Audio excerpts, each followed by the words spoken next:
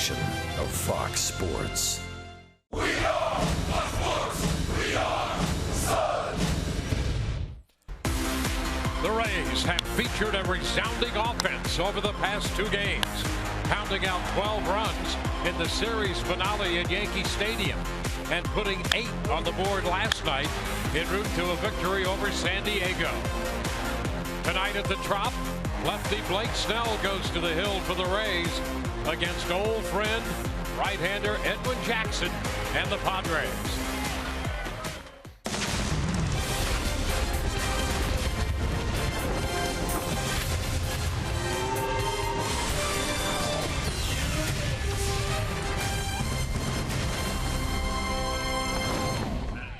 Last night at Tropicana Field, the Rays began this 10-game homestand the way they ended the road trip. A lot of offense. They've scored 20 runs on 23 hits in the last 2 games. And tonight, the middle game of the series between the San Diego Padres and the Rays. Hi again, everyone, and welcome to an evening of Rays baseball with Todd Kalas, Dwayne Staats. Good to have you looking in tonight. Brian Anderson has the evening off. Well, a big start for the Rays last night, and Kevin Kiermaier, TK, in that spot in the order now, number 2. He loves that spot last night. 3 hits, a walk, including a big home run his last time up. Dwayne, he really has taken to that spot. He loves it near the top of the order. It allows him to open up his whole game. Not as willing to use this play, the bunt, when he was down near the bottom of the lineup, but now he's bunting in situations for hits, and when he's in sacrifice mode, it sometimes turns into a hit as well. He can drive the ball into the gap, and there's his speed. Last night, 2 stolen bases against the Padres, now up to 12 on the season, and oh, by the way, he can still flash that power, a line drive home run. Last night, a 3-run shot. Blake Snell's looking for a little bit of that support on the offensive end and defensive end as well. Blake, coming off the worst start of his young career, expect to bounce back tonight. He's a guy that really absorbs a lot of information. He learned from that start, and he is looking forward to starting. Could not wait since that start in Toronto to get back on the mound tonight against San Diego. Yeah, that's a great thing about this young left-hander. He was willing to own that last start and was looking forward to this one. Edwin Jackson on the mound for San Diego tonight. When we come back, Rich Hollenberg takes us back to June of 2010. A big night for Edwin.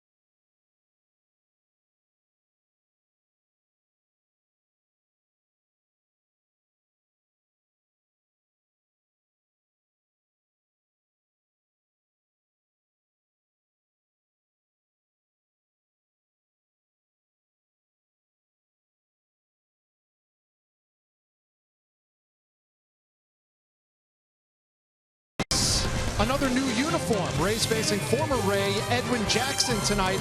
A return to the Trop where 6 seasons ago he pitched a no-hitter as a member of the Arizona Diamondbacks. Now, when you think about Edwin Jackson's career, it's been a pretty good one throughout. He had an All-Star appearance, 2 World Series appearances, and yet when you talk to Edwin Jackson as he returns to Tropicana Field, that no-hit night, that bizarre night on June 25th of 2010, still fresh in his mind. Tell people it's the good, the bad, the ugly, the great, all in one game. But literally, it was. I remember walking the bases loaded. The bullpen was a frantic all game. You know, somebody warming up every inning that I'm looking down. I hear the glove popping, and I'm just like, okay. But honestly, my thought was just make it through every inning. I didn't realize I had a no-hitter going until probably like the 6th. I was just amazed that I was able to get out of some crazy jams nevertheless. But you know, you just take the approach later in the game that, you know, I took the 9th inning like, hey, if it's meant to be, it's going to happen. And I jumped on the mound and went for it. Edwin Jackson playing for his 11th team in his career. Blake Snell has made 11 starts in his career. Just over 3 minutes till first pitch between these two, the Rays and the Padres. Dwayne and Todd Callis will have the call on the other side of this break. Enjoy Rays baseball on Fox Sports Sun, everybody.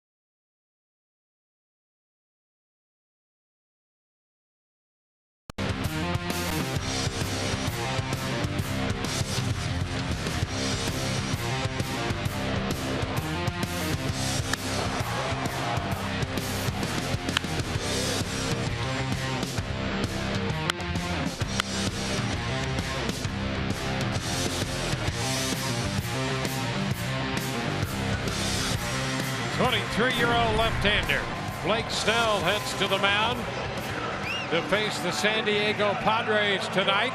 Snell making his 12th start of the year. We'll take a quick look at the starting lineup he'll be facing, presented by your Southern Ford dealers. Alexi Ramirez leads it off, followed by Will Myers. Solarte at third, hits third. Bethencourt, the cleanup hitter, again in left. Alex Dickerson, and there's the DH. Jabari Blash is in right field. Norris will do the catching. Rosales again on the infield at second tonight. And Jankowski in center field batting ninth. They will face the young lefty Blake Snell, making start number 12, coming off that inning and 2/3 appearance at Toronto. Really the first time we've seen in his young career where the game sped up a little bit on him, expecting a big bounce back tonight. And here is the first pitch of this game. That's a strike call. He starts him with a good, strong fastball. Ramirez homered in the first inning last night, hitting second in the San Diego lineup, leading off tonight. Pitch in on him, and he fouls it away. Jammed on the fastball, 0-2.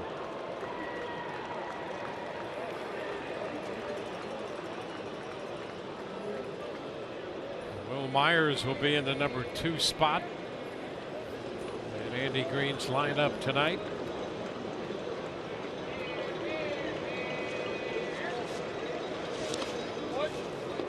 There's the curveball missing. Ramirez laying off, and the count is a ball, 2 strikes.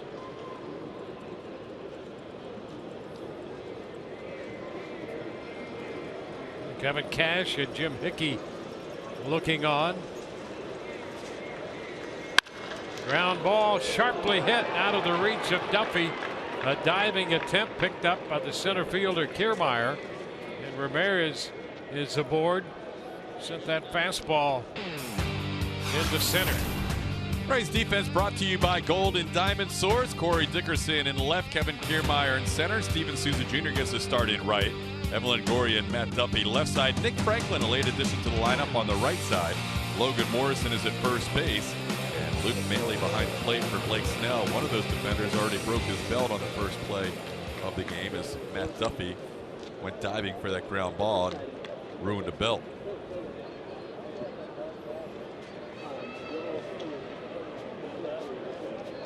Yeah, you need one of those. Well, it's certainly not from being overweight. I mean, he's as skinny as they come, so yep. It's not like he burst the belt because he's been eating too many tacos. Yeah, he's got the build of some of the slender shortstops we've seen, and if he can play close to the likes of, say, Mark Belanger and some of those guys, and even if you go way back, Marty Marion, similar build right there. There you go. He had to go with the extra notch on the loop. Make sure it's tight. We're ready to go. So here's Myers. Well, with 23 home runs, hitting .276. The pitch is a strike. A different season this year than it was a year ago for Wil Myers, when he spent a couple stints on the disabled list. He had wrist issues, tendonitis in his left wrist, limiting him to just 60 games.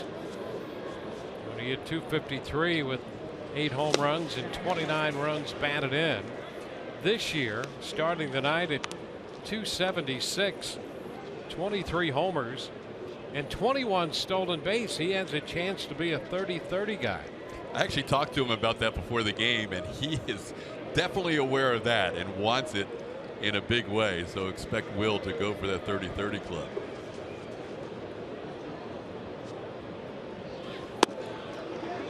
Two balls and a strike. He was joined in the 2020 club. Only 2 guys in the big leagues now. As you look at his manager, Andy Green, 2 guys in the big leagues now, as Mike Trout got his 20th steal last night. So Will has some company. First year, the young manager of the Padres. A popper back of first. Morrison into foul territory back there to make the catch. That's a nice grab. Morrison getting out there to retire Myers. You get a chance to retire him. The way he's swinging the bat, good idea to execute. And you know Will wants to do damage in this series. His return to Tropicana Field broke his bat off the end of the bat there. It was not an easy play, but Logan did a good job tracking that as Will trashes that bat. Picks up a new one. So the runner at first and 1 out. Yangervis Solarte. Switch hitting infielder.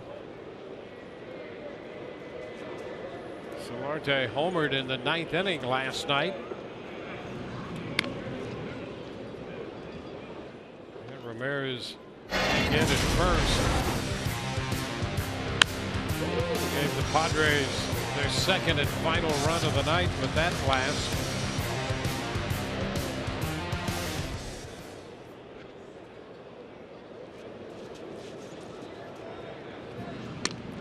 Move to first, sends Ramirez back to the bag.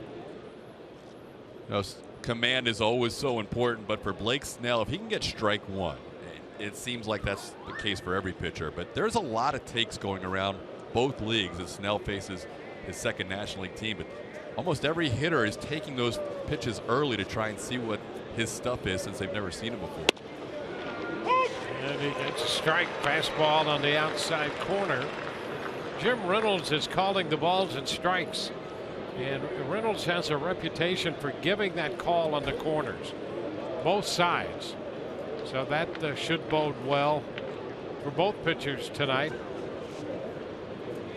Having consistent command helps to get those calls. Got it in on Solarte, who pops it up. Morrison hustling over, got to the railing but could not hang on to it. And he's not happy with himself there. He had to get over there in a hurry, right in front of the Rays dugout.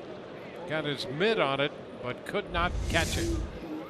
Been tested on a couple of pop-ups so far. That one, he was looking to see where he was with the railing coming up, and looked like he kept his eye on the ball, but just kind of unaware how close he was to the railing, and it hit off his glove. They're going to give an error to him. Yeah, he's charged with his fourth error of the year, failing to complete that putout.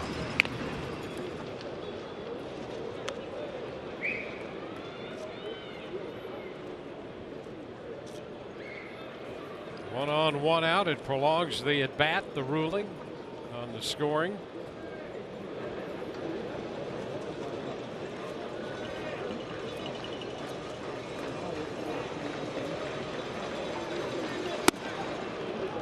One and two. In Snell's last outing, he gave up 5 runs in an inning and 2/3, and he did have a miscue behind him in that first inning of that when he gave up 5 runs, 2 earned. But it was not the Blake Snell that we have seen every other time out.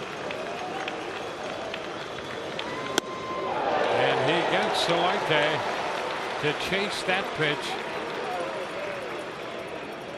up out of the zone, and that's strikeout number 1.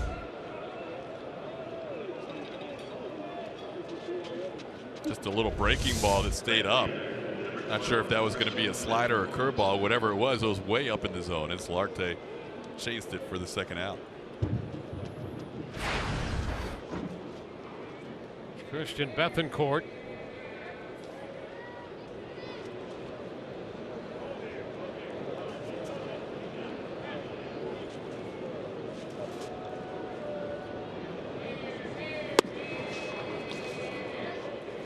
Pitch is down, a ball and no strikes. Snell in his young career now with 255 batters faced, and 200 times in those 255 appearances they've taken the first pitch. So that's why if he can somehow get ahead 0-1, especially first time through the lineup, it will help him in this pitch count immensely. Well, he's averaging 18.5 pitches per inning, and that's something that you'd like to see reduced. And not unusual for a lot of young pitchers to go through that to get enough command where they lower that pitch count into the neighborhood of 14, 15, maybe 16 pitches.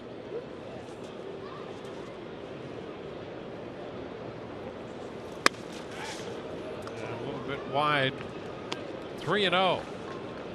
The last start did not help his pitches per inning. No, he made 68 pitches in an inning and 2/3.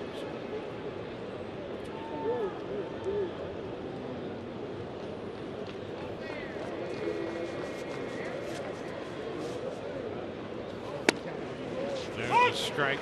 You contrast that pitch count to last night, for an example. Drew Smyly had 62 pitches through 5 innings. 15 outs with fewer pitches. Blake got 5 outs. What a run Drew Smyly's on right now.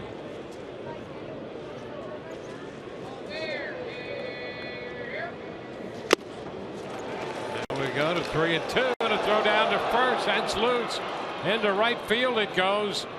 Souza Jr. in to make the pickup. He makes a wide throw, and it's backed up by Longoria, with Snell going over to cover third just in case. No advance by Ramirez. So Ramirez winds up at second, and the ruling on that is going to be an error. Charge to Logan Morrison. That'll be his second of the inning. I mean, that throw is right there, and then you see Souza with that sidearm throw back into the infield that got away. Fortunately, Longoria, I mean, this throw's right here, and you can see him just turn his head before the ball reached his mitt.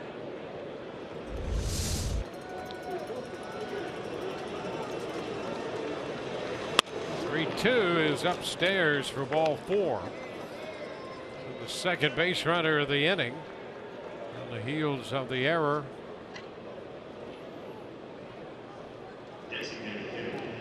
Blake has not had the best defense behind him. When you look at the runs and the unearned runs, it's pretty apparent that he has not had a great defensive support in his 11 starts.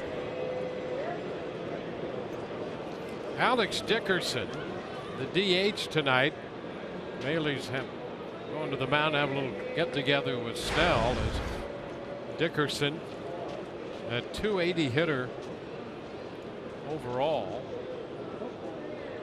7 homers, one of those off a lefty. Padres like his pop. Takes the pitch for a strike.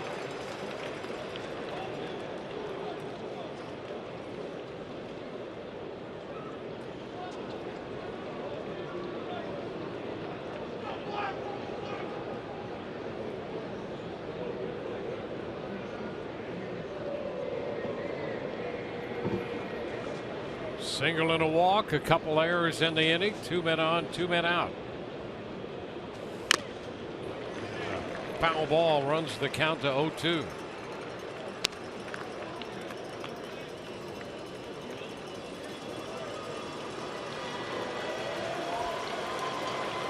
Snell trying to get through this first inning.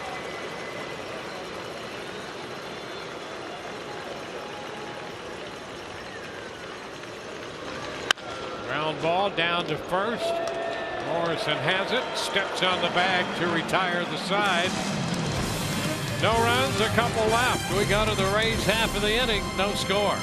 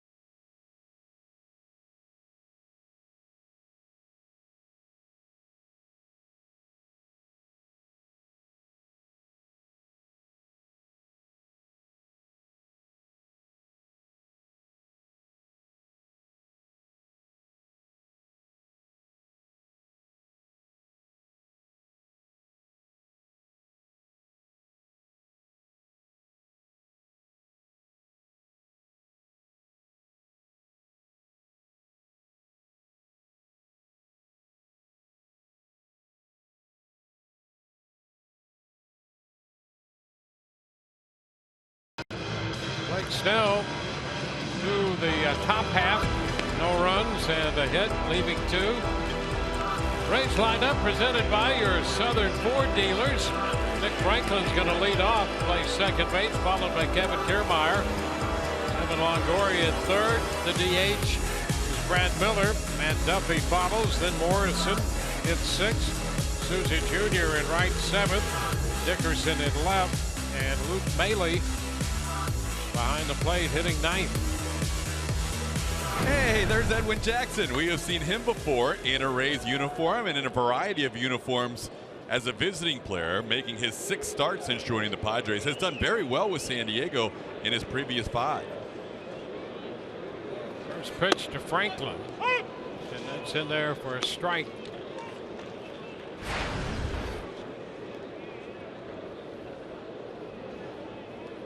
Franklin getting the start in the leadoff spot and playing second. Logan Forsythe, a late scratch. 0-2.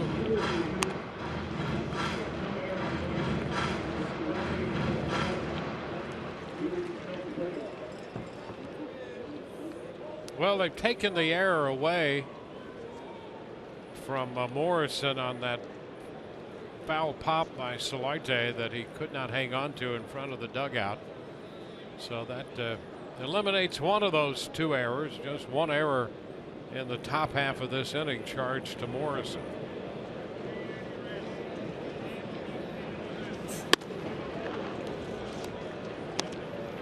The ball, 2 strikes.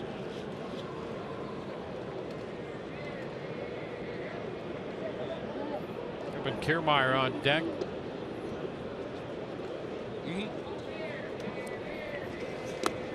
This one is down 2-2. Talking about Franklin getting this start, replacing Logan Forsythe. He was in the lineup and then scratched with some back spasms. Yeah, came in today and it just felt a little tight to him. Tried to go through pregame drills and just wasn't loosening up. So Franklin right in there at the top of the lineup and playing Logan's position. Oh, and he's hit by that pitch.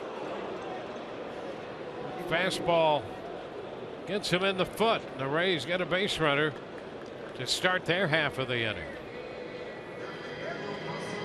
2-2 pitch is just yanked by Edwin Jackson. Watch that foot guard in the very front foot. It actually hits below the guard.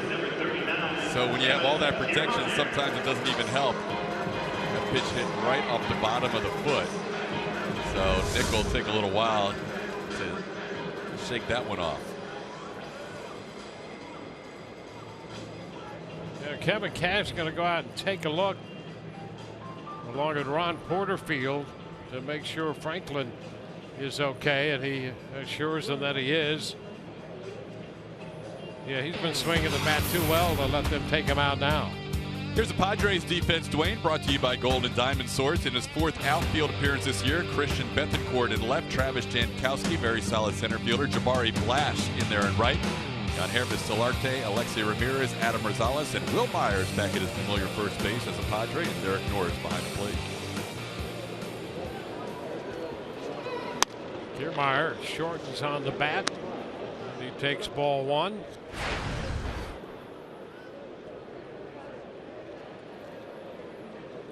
Six-game hitting streak for Kiermaier. He capped off last night with a 3-run 8th inning home run. It was his 7th of the year.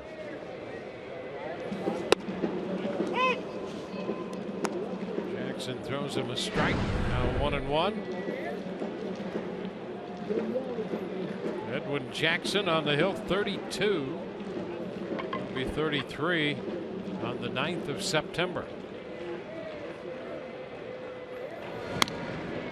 Franklin back in at first.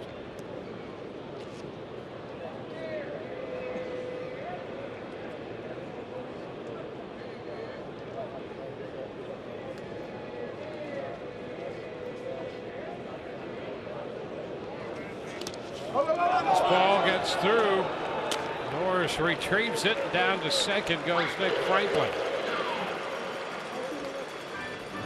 Norris thought he blocked it and was kind of surprised when the ball got behind him. Watch this. He turns the glove over and it bounces in front of the plate. Now he thinks he kept it in front of him, and then he turns around and is like, all right. And good aggressive base running by Franklin when he sees that ball get away. Jackson charged with a wild pitch.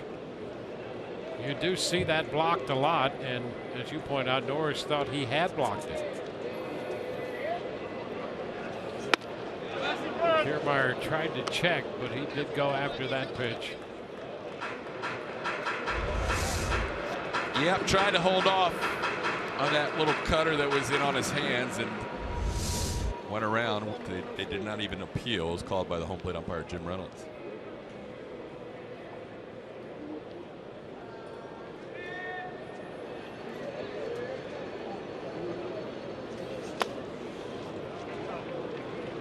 Well, that runs the count all the way out.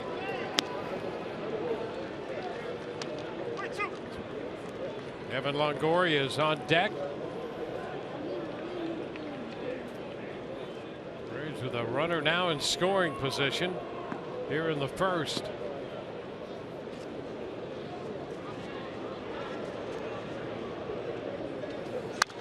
Kiermaier pops it up. Coming straight back, that will be out of play. Norris never did find it. Derek Norris turned around and lost it and could never locate that foul ball. Derek spent some years with the A's, but even Oakland only one trip in here a year, so not like he's played a ton of games here at Tropicana Field. Never easy, especially as the sun is setting. Lose that ball on the roof. Ball wound up in the stands about 7 or 8 rows deep.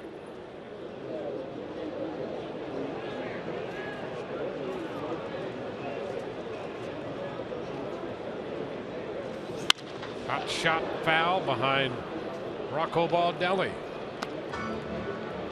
Good at bat here for Kiermaier. He's got to be in pull mode right now, thinking any ground ball to the right side of the infield will do the job in getting Nick Franklin over to third with 1 out. So he's trying to be pull conscious, but at the same time he's working some pitches here against Edwin Jackson.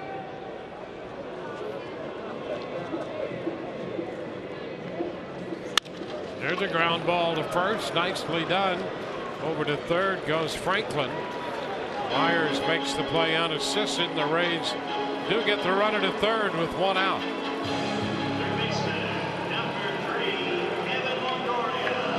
Well, Kiermaier's doing a great job in that number 2 spot. He really enjoys being up there. You know, there you are contributing to the ground ball out to the right side. Yeah, it's a spot that really seems to fit him. And I would be very surprised if in 2017 that's not the spot that he owns, because it really is perfect for his style of game. There's Evan Longoria. Evan with 10 career at bats against Edwin, and a ground ball to third. Runners coming to the plate, so's the throw, and Franklin is out. Running on contact on the ground ball to Solarte, and he throws out Franklin with Norris putting the tag on him. Yeah, no chance there. The Rays aggressive with the contact play, meaning as soon as the ball's put in play, you're heading home on the ground. And unfortunately for Evan and the Rays, the ball went right to the third baseman, Solarte. It was a relatively easy play after that.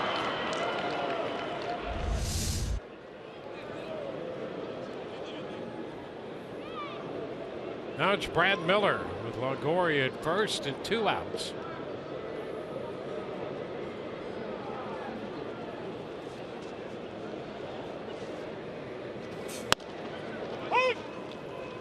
The pitch is a strike.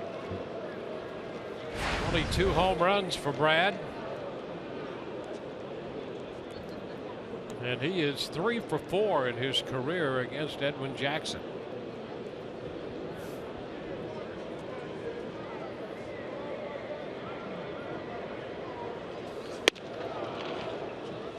Some down in the count, 0-2. Edwin's always had the live fastball, and he's always been a guy who takes the ball every 5 days. He has had remarkable health throughout his career, and that's why he's been with so many franchises and had a chance to pitch as long as he has in his career.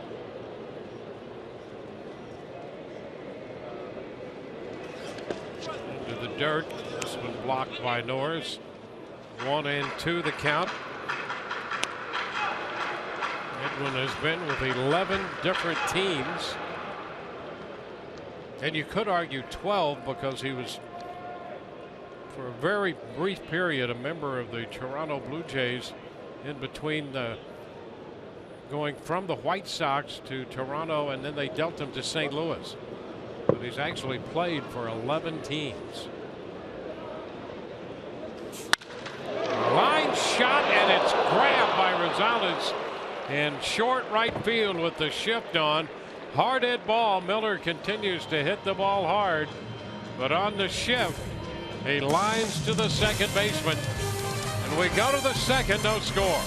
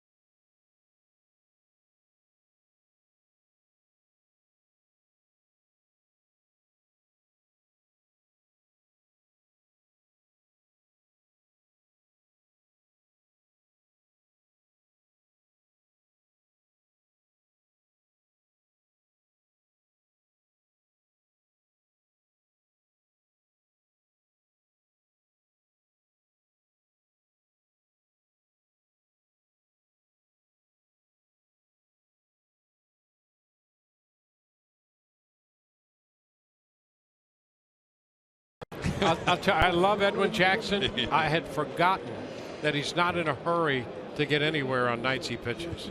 I had just forgotten that, but I was reminded. That was a perfect first inning for Edwin, wasn't it? I mean, that's him. Such an Edwin Jackson inning. Jabari Blash leads off the second inning. Takes a big cut and misses strike one. Blash with some power. Young man out of St. Thomas, out of the Virgin Islands. And you don't see many major league players originating there. But he did play a little baseball there. Also like basketball. There's a cut and a miss 0-2 and wound up at Miami-Dade playing baseball. And here he is in the major leagues playing right field tonight for the Padres.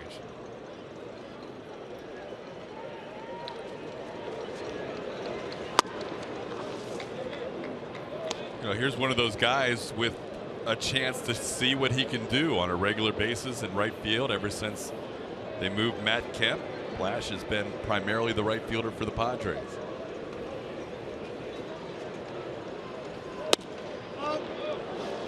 Very close right there on that pitch down and away on the corner, but no call by Jim Reynolds.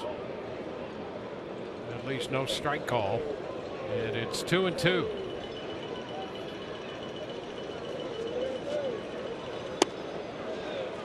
Another shot down there a little low. 3 balls, 2 strikes. You know, that's really keeping with the tendency behind the plate for Reynolds. As we mentioned, he'll widen the plate but up a little bit, and he's the corners down are not his favorite call. And that pitch away for ball 4. So the second walk issued by Blake Snell. A leadoff pass in the second. You know, Blake felt like he was squeezed a little bit in that at bat. You could make an argument for the 2-2 pitch or the 1-2 pitch being a strike. So Picks up another walk, and that's another start with at least 2 walks for Blake, and that's the area he'd really like to refine before the season's over. He came in with 31 walks in just under 57 innings, and that's way too high. And Norris takes a strike.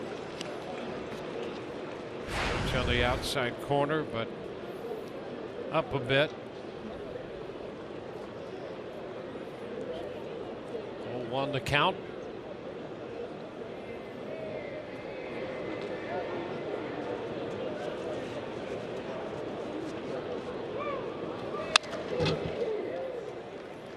Working that corner again, and Norris fouls this one.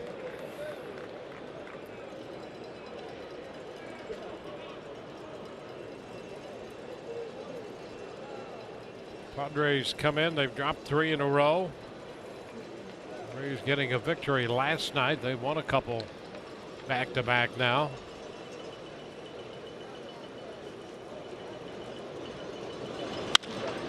Fly ball lifted into right for Souza Jr. He's there to make the catch. And that's the first out.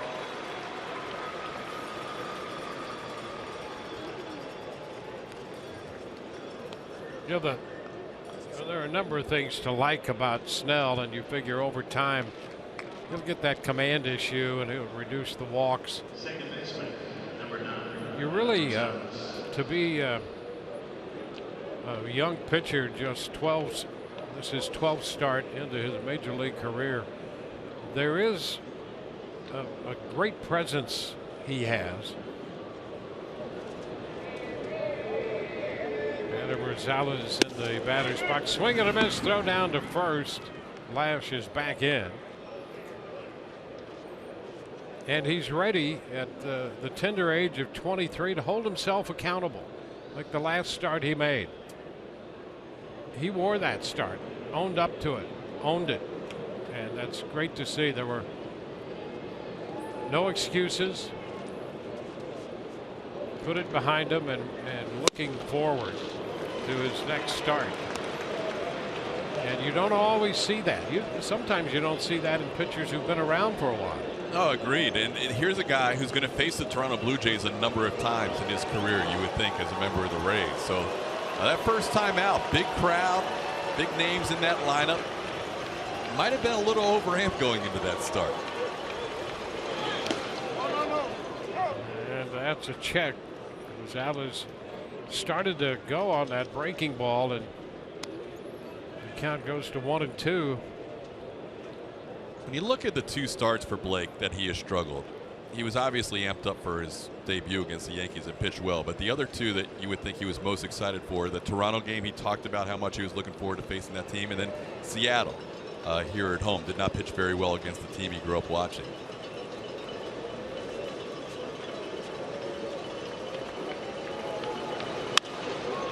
He got in on Rosales and pops him up. Caught by Morrison. Well, that mid-90s fastball in on the fist there. 2 gone.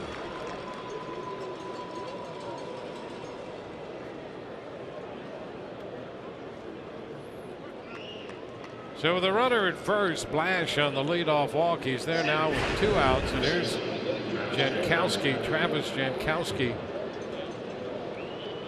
24-year-old outfielder hitting .250. 4 for 45 against left-handed pitching.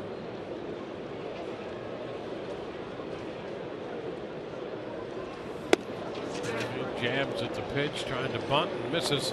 Strike 1. I think that's why Andy Green just wanted to move him down. He's normally their leadoff hitter against righties or lefties. We saw him lead off last night against Drew Smyly without a hit, but giving him a chance here to sit at the bottom of the lineup, take a little bit of the pressure off, see what he can do.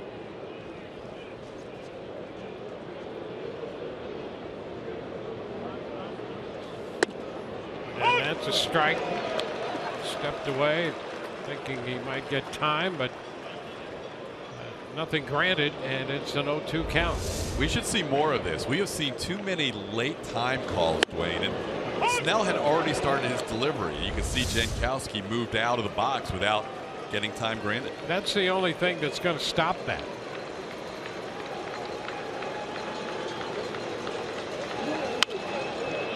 foul back. And for whatever reason, it does seem that this year, especially, we've seen more of that, and more of that granted. I just think it's too much. Number one, it can be dangerous to a pitcher. You're ready to go full bore and deliver that pitch, and all of a sudden time call. Cut and a miss. Jankowski's out on strikes. Second strikeout of the night. We go to the bottom of the second, scoreless.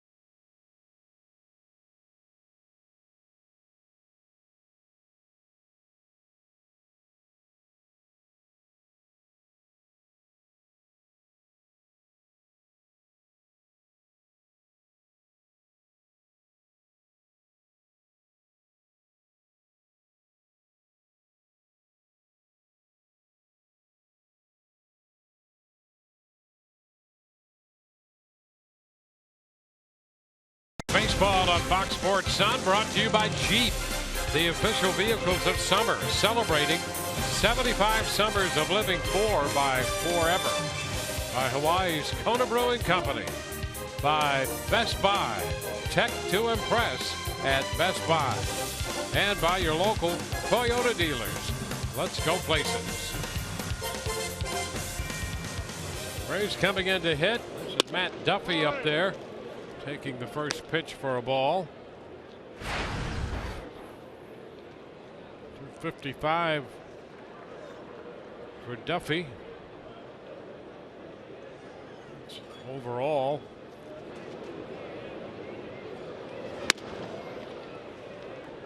(2-0). 5 of 17 since coming to the Rays.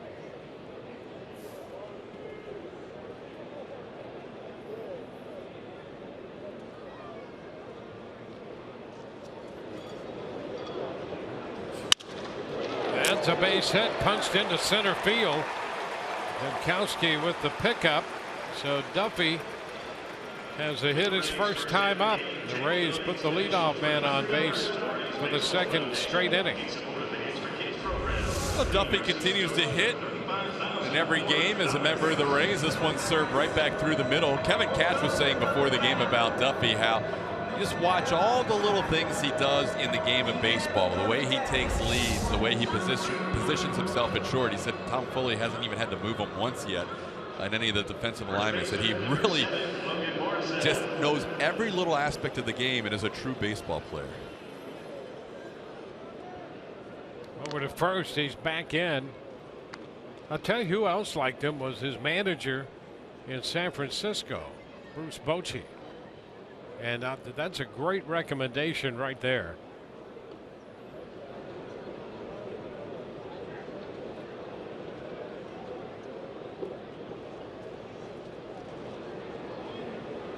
Logan Morrison takes the first pitch for a ball.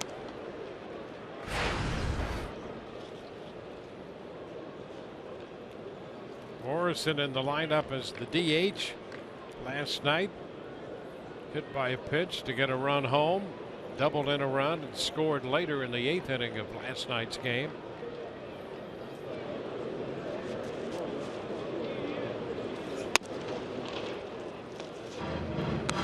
balls, no strikes. Edwin Jackson, with 11 different teams, originally drafted and signed by the Dodgers. They signed him as an outfielder. Went from the Dodgers to the Rays, then Detroit, Arizona, the White Sox, then St. Louis. 2-0 the count. Ball 3. And then from the Cardinals, Washington, then with the Cubs, Atlanta, Miami, now San Diego. And his first win in the big leagues when he was 19. In fact, he was one of those kids when they scouted him. There were a couple other pitchers that a lot of the scouts had come to see, and he was playing the outfield. He made a couple throws from the outfield that caught the attention of the scouts. And that probably was the beginning of his conversion from the outfield to the mound. 2 men on as he walks Logan Morrison, pushing Duffy up to second. And here are the travels of Edwin Jackson. The Rays, for the longest time of any team, not in total years, but in terms of starts and wins, overall games pitched. He was an all-star the year he was with the Tigers in 2009.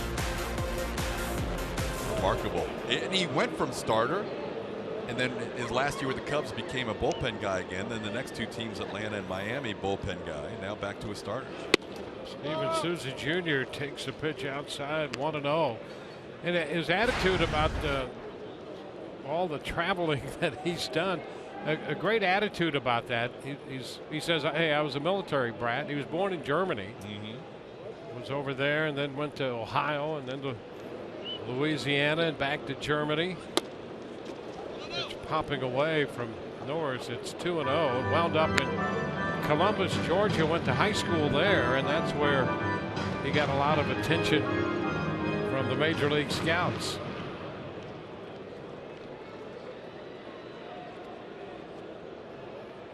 A 2-0 count to Souza Jr.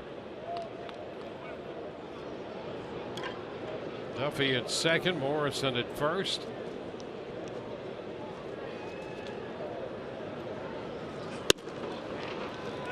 Now 3 balls, no strikes. His dad is a relatively easygoing guy too, just like Edwin Jr. There's Edwin Sr. on the right-hand side, 23 years in the U.S. Army, and one of the reasons why Edwin Jr. traveled around so much as a kid. Watching his son struggle with command here in this inning, but he saw his son the last time he was here in this building struggle with command and still not allow a hit. Yeah, how about that night? It was the last time Edwin Sr. was at a game at Tropicana Field. 149 pitches. He no-hit the Rays 1-0. Pitching for Arizona.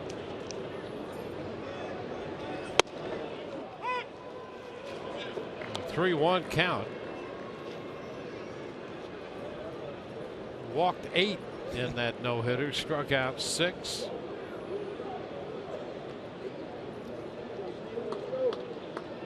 Looking over his shoulder at the bullpen almost all night while he was in the process of throwing a no-hitter. Second swing, foul ball. So it's a full count. Souza's like, really? How did I hit that? That's ball 4 if I don't touch that baseball. He gets confirmation from Jim Reynolds. Watch this. Check swing inside, not on the plate, and hits the end of the bat. Instead of bases loaded, nobody out, he's still at the plate.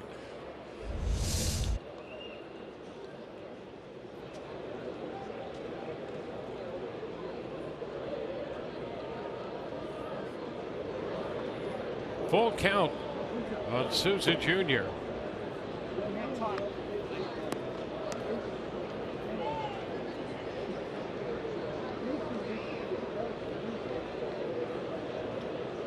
Corey Dickerson on deck for the Rays.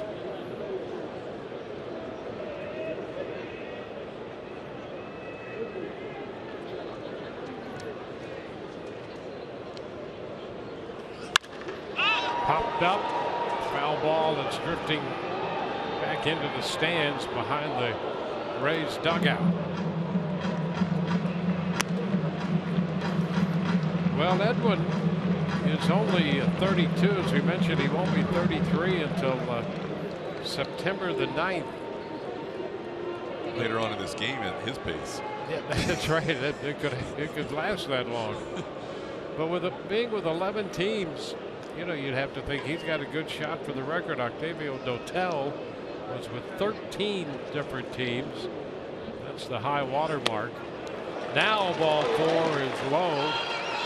So a couple of walks after the base hit. And the bases are loaded.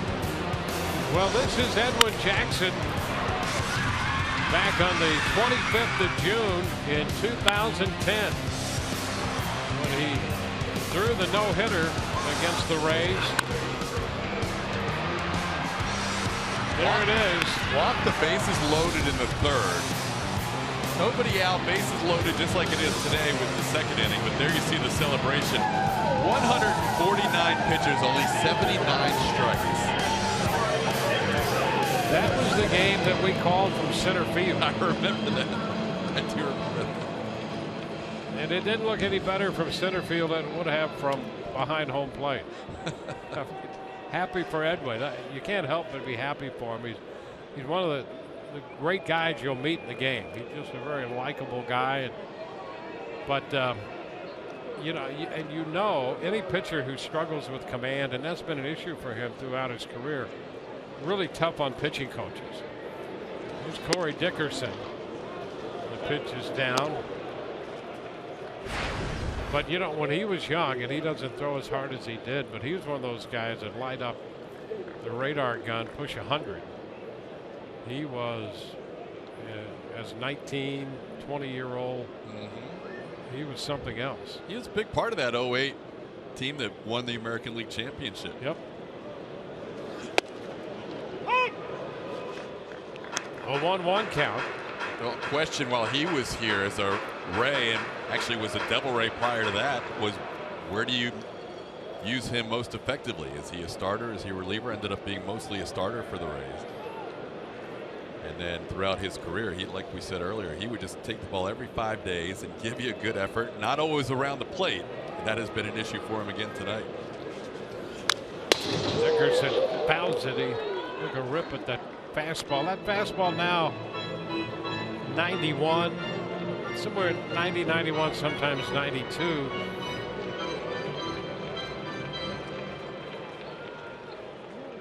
Yeah, in 08, he was a 14-game winner here for the Rays. He was 14-11 that year and made 31 starts. What a fun year that turned out to be.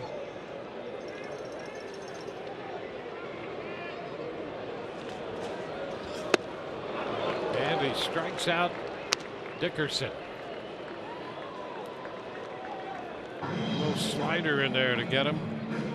That's the first out. There you see the slider, the spin, and good little drop at the end, and Dickerson on top of that. So the Rays in a very similar situation to when they were in that third inning against Edwin Jackson, back on his no-hitter with the bases loaded, nobody out. This was a hit involved tonight instead of 3 walks, but the same result with 3 guys on base. Yeah, Matt Duffy took care of that early. A strike, an opening slider for a strike to Luke Maile.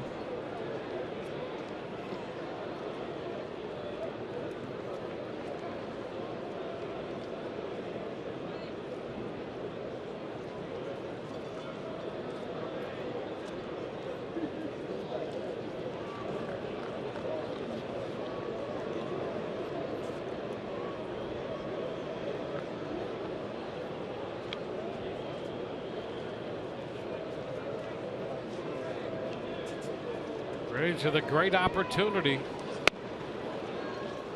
He takes it down. They left a man aboard in the first inning. Had Franklin over at third, and he was thrown out at the plate on the contact play. Rays left Longoria at first. Now they have Duffy at third, Morrison at second, Souza Jr. at first. 1 out and a 1-1 count on Luke Maile. Pitch is in.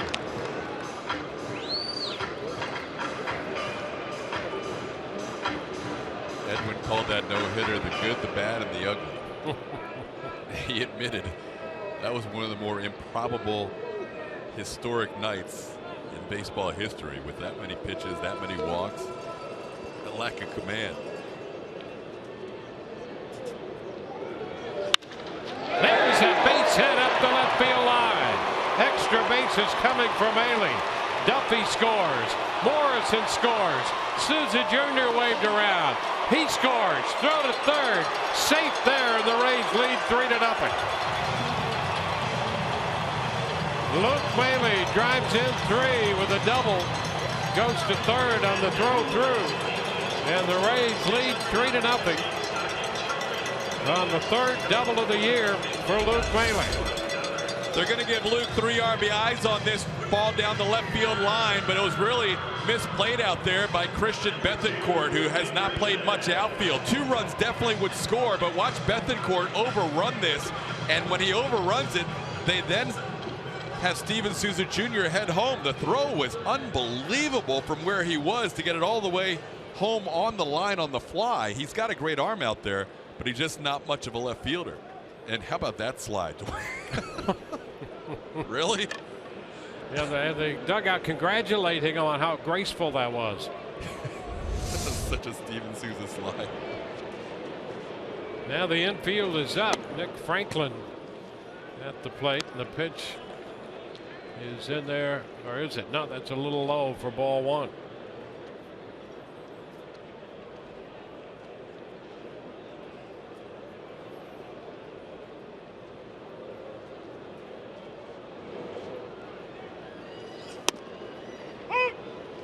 On the corner for a strike. The Rays break out in front. A couple of hits here. Duffy single to open the inning, then 2 walks. Dickerson struck out. Mahle getting credit for a double and 3 runs batted in, and wound up at third.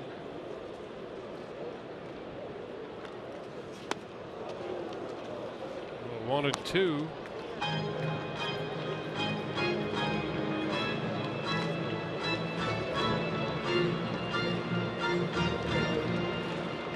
Mahle down at third.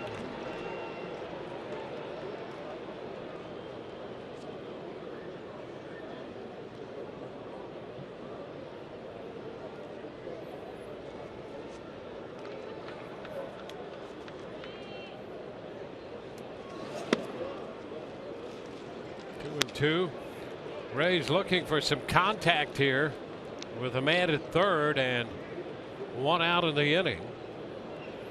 See there, Edwin Jackson right down the middle with 22 strikes and 22 pitches out of the zone. This is a good pitcher for Blake Snell to see go against him, because now he doesn't feel bad about his pitches per inning.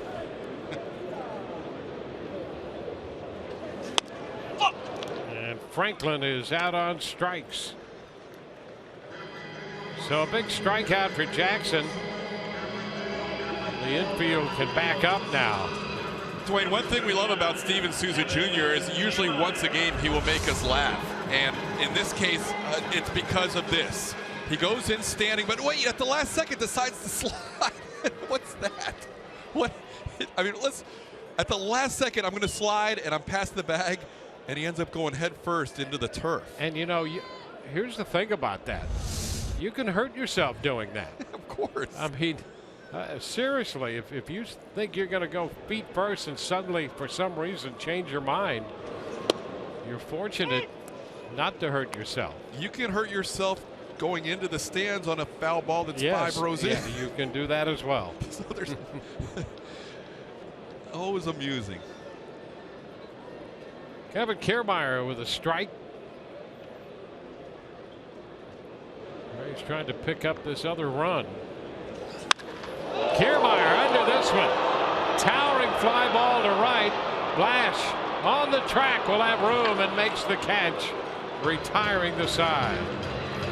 Rays settle for 3. They break out in front. Kiermaier sending that one to the track. Mahle driving in all 3 runs. Duffy, Morrison, and Souza Jr. scoring. 3-0 Rays.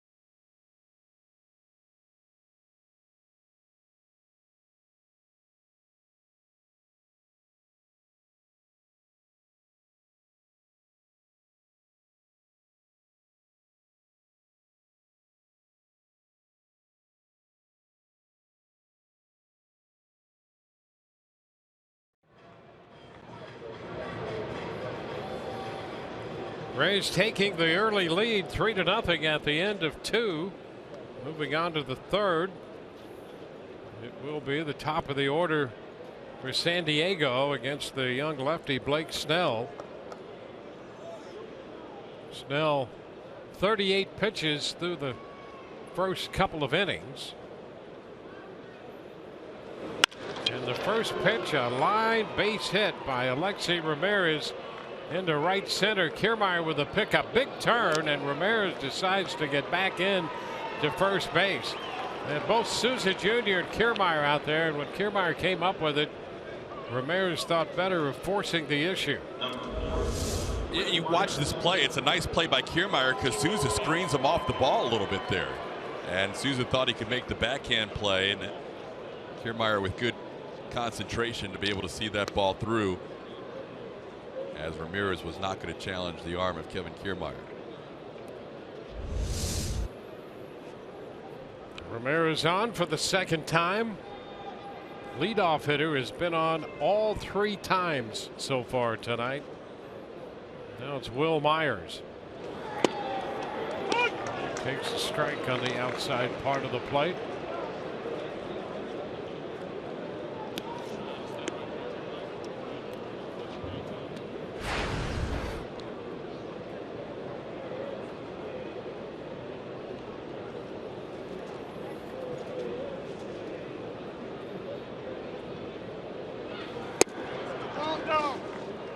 It's 1-1.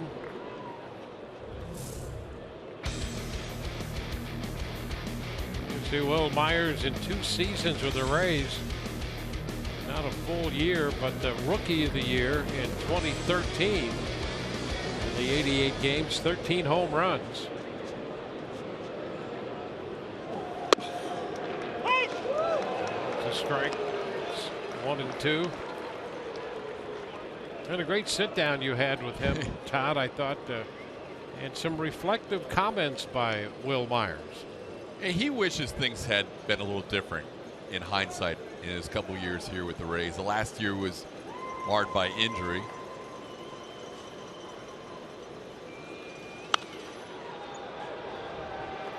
Out of play, still 1-2. And he really likes St. Pete. He still is really having a good time visiting again. And he said there's probably some things, if he had to do it all over again, he would have done differently. Felt like he was a little bit immature back then. When you have a lot of success at the minor league level and then you win Rookie of the Year, sometimes you think you haven't figured out when there's actually still a lot to learn. Well, that's one thing, and a lot of people learn that about this game. It will teach you humility. He's out on strikes. Fastball gets him. And that's the third strikeout for Snell. Well, let's hear a little bit more from Wil Myers as he looks back. Yeah, you know, I definitely was young and did some immature things while I was here. I didn't really feel like I learned to be a big leaguer until this year, and I still have a lot to learn from that. I did some immature things here that I really wish I could take back. But that's the way the game goes. You live and learn, and you just try to move past those and just get better. Well, and he's having a great year here with the Padres. It's a foul ball. Solarte hits it hard. But if you're the San Diego Padres and you're impressed already with what he's doing, but you hear that from him, it has to make the Padres feel very good that they have a guy who can be that introspective. And at the same time, he's still, I mean, he'd still be great on late night with the Rays. Oh, so good. He's still a bit of a free spirit. Which shows that you can be that way. You can be entertaining and fun and still have an idea and open, the little conversation going on right there, and open to ideas. He is a kid in an adult's body. He's got just no filter, just a joy of life, and he'll say whatever is on his mind, no matter what the topic is. He has no filter. He was talking about how he was so excited to be back in St. Pete with all the great things going on in downtown St. Pete since he left. And then I said, well, where'd you go to eat? And he mentioned a fast food place. So there you go. Of all the choices in downtown St. Pete, he decided to. Of course he did, and that's part of the charm that I'm not sure he knows that is charm, but that's part of it.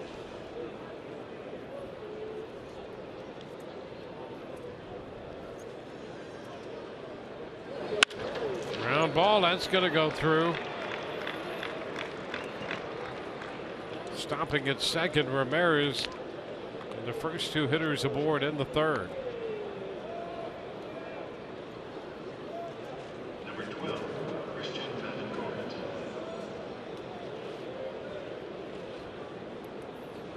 Now Bethancourt. Padres have drawn 2 walks. They have 3 hits.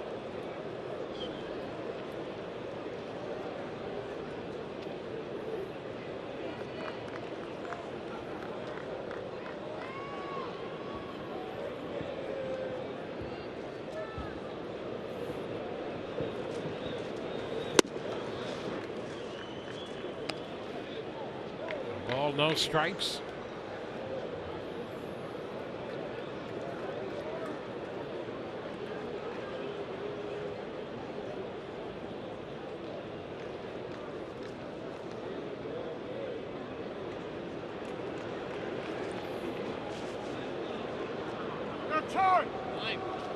Time granted.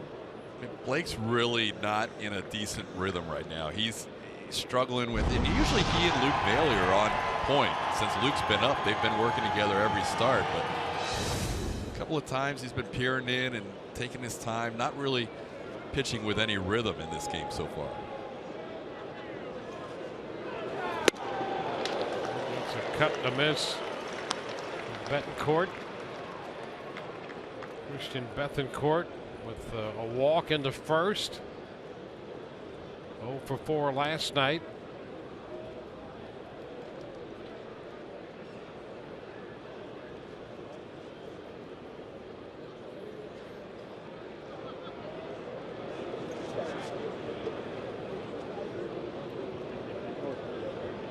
And neither pitcher tonight has really found that comfortable rhythm that you'd like to get into. Get into a zone. And it's been difficult to find that rhythm tonight so far. And where it can impact is your defense. I mean, these guys have been in the field now, both sides combined, for over an hour, and we're just in the top half of the third inning. You just hope that at some point each pitcher picks it up a little bit, because it can really put you on your heels defensively.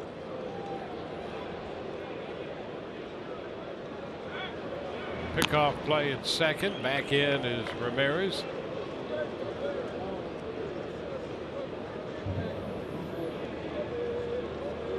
This is a big inning for Blake. He just got spotted 3 runs. Now he's got first and second, 1 out, and he's right in the middle of the lineup. Yeah, you'd like to have that shutdown inning after your team scores you 3. Foul ball will take the count to 2-2. I thought the best rhythm we've seen from him in any start, and it's not just coincidental because he was so successful, but that Colorado start, he was really working well. He actually abandoned the curveball that day because of the thin air. Threw it every once in a while, but it was almost all fastball, slider, changeup.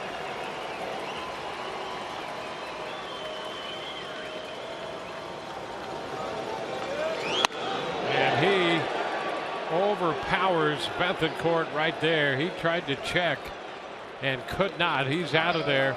Mid-90s on that fastball. And Bethancourt is out number 2. Here you see the riding fastball up in the zone. Bethancourt says, oh, I cannot hold my swing up. He saw that as too enticing. Reynolds never even appealed to Culbreth. He called it from his home plate position. There's Alex Dickerson lifting a fly ball toward left center. And here comes Kiermaier with a little leap at the end to make the catch. 2 left. We go to the Rays half of the third. 3-0 Tampa Bay.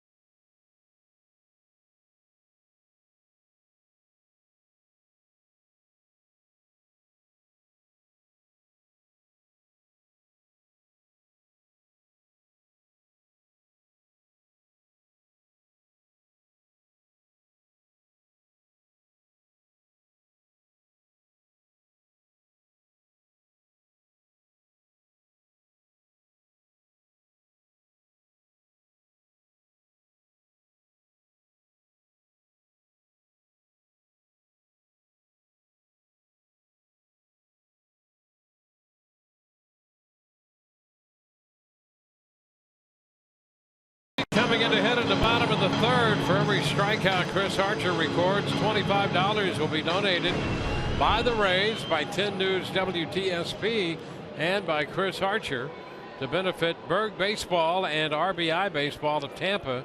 To make your pledge, go to raysbaseball.com/Archer. See that move by his teammate? I'm not sure who was behind him there, but some extra sunflower seeds in the hoodie. Evan Longoria takes the pitch up. 1 ball, no strikes.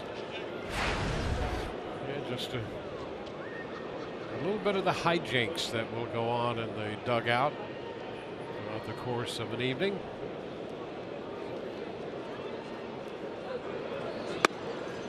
Pitch is down, 2-0. Kind of glad I shouldn't say this, I might jinx it, but kind of glad the post-game Gatorade water bath has gone away for a while.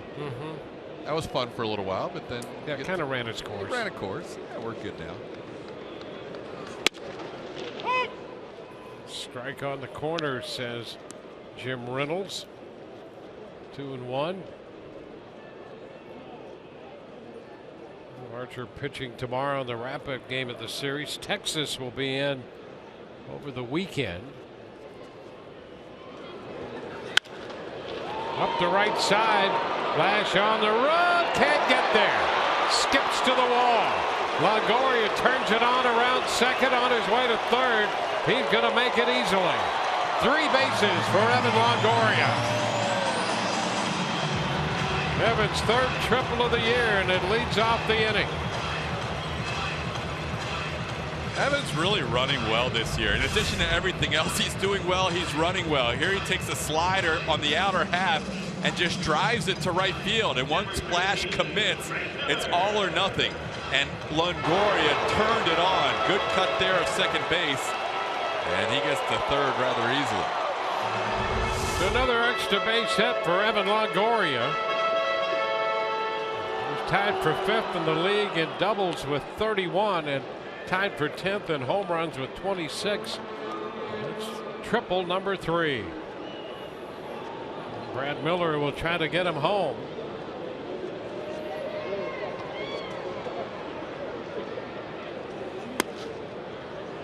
Ball down and in. Well, both these teams putting men on base in each inning. And the Rays scoring 3 in the second. They had a man at third at one point in the first. Now leadoff triple by Longoria in the third. Another opportunity. Brad Miller hit the ball extremely hard his first time up. That was when the Padres had the shift on and Rosales was stationed in short right field. And Miller hit a screaming line drive, but right at him.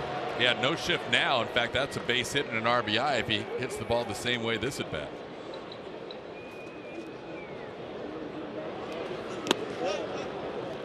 Takes it down. Rays out in front here.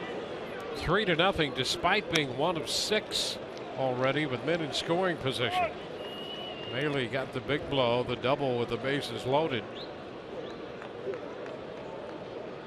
Miller's a tough guy to play the infield in because he really hits the ball so hard. You got to be quick in your reaction time if you're on the infield this close.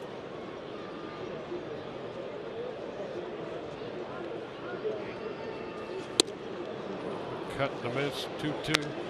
Yeah, you could expect some infielders just to refuse to play in. I'll go halfway. I'm good.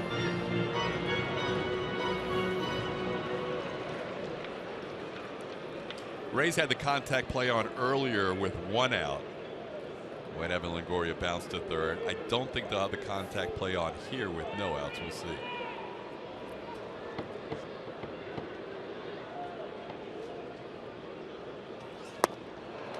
Swing and a miss. Miller's out on strikes.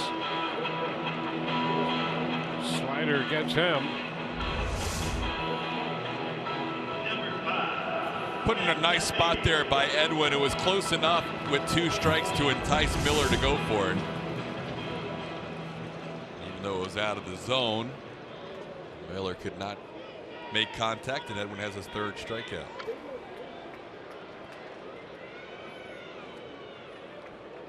Well, Matt Duffy had a base hit to open the second, and that led to a 3-run inning. Infield up right now. Duffy takes a pitch inside. Now it will be interesting to see if the Rays put it on. I would think with 1 out in this inning, it would be the same scenario as with 1 out in the first. Yeah, a lot better chance here than with nobody out.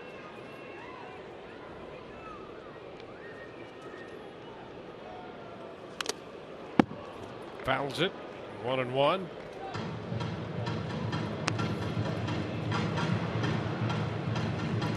Talk about high leverage pitches. It seems like that's all Edwin Jackson's been throwing in this game. You could never make the case for it based on what we've seen tonight. But, you know, he was averaging under 15 pitches per inning coming into this game. 14.9 pitches per inning. 18 in the first, 29 in the second.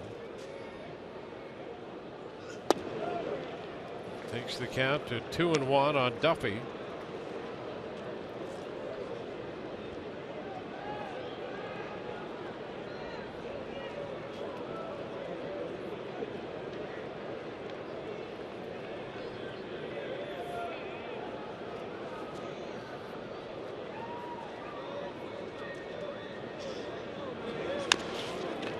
Tapper, that ball is a fair ball and rolls to a stop. A big cut by Duffy, and that little roller stayed fair. And he's 2 for 2. How about that for a hit? How did he do that? I am not sure how that ball reacted the way it did off his bat. It's a full swing on a slider that's inside. There's a piece of the baseball that's torn off. Look at that. How about that? Well, he hit the cover off the ball with that shot. How about that? That's pretty amazing. You know, if Brad Miller hit the cover off the ball, you could believe it. Right. But not in that situation. I'm not sure I've seen that, where that little horseshoe part of the ball is taken off the ball.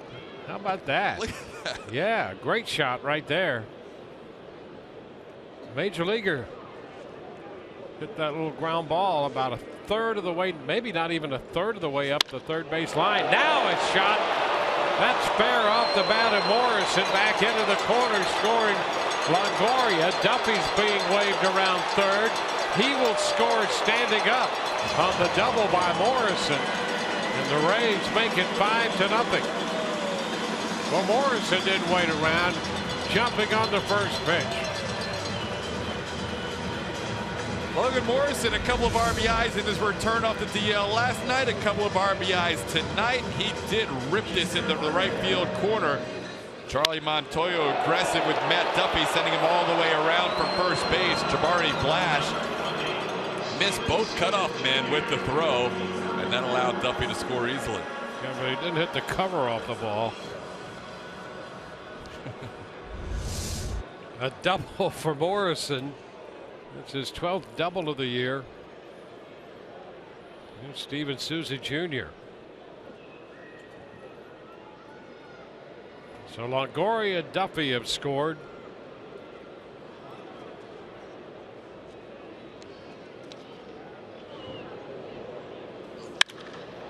High popper carrying out into center, right center.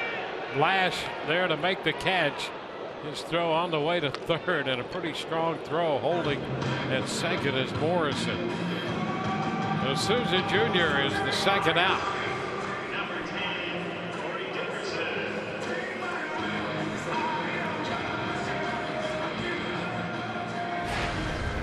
3 runs in the second, 2 runs in the third.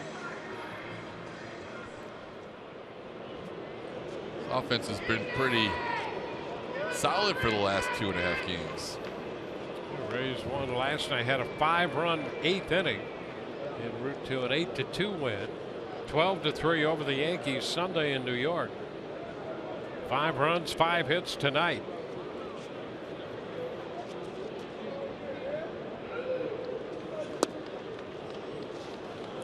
Dickerson takes the ball. Well, the Rays have a triple, a single, and a double in the inning. So if Dickerson could get hold of one, they could hit for the cycle as a team here in the third. Morrison off second. It's 2-0. Dickerson coming into this game had 3 at-bats against Edwin Jackson and 2 hits, 2 for 3 off him. Well, this is the team, the Padres, in his time with Colorado. He has more home runs against this team than anybody else, and he's in a good count right now. So it could be lined up.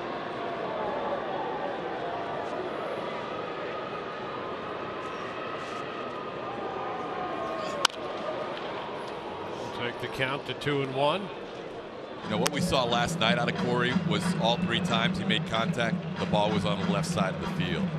And we talked about it briefly last night. It seems like it comes in spurts, but when it does come, when he's using the whole field, is when he's pretty much at his best.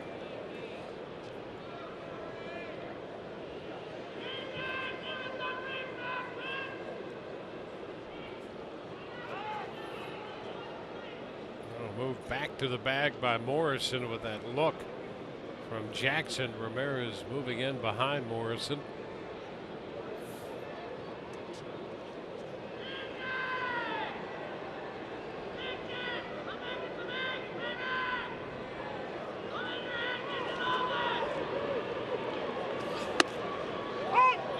Leaving the count 2-2.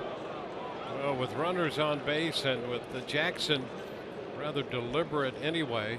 We have seen these infielders. We've seen Ramirez doing some deep knee bends out there at the shortstop, and the second baseman Rosales similarly trying to pass the time between pitches. Full count.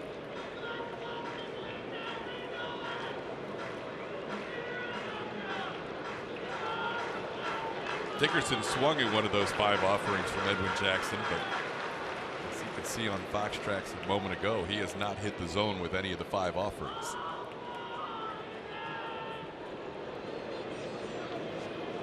Three-2 now. It's foul out of play the other way.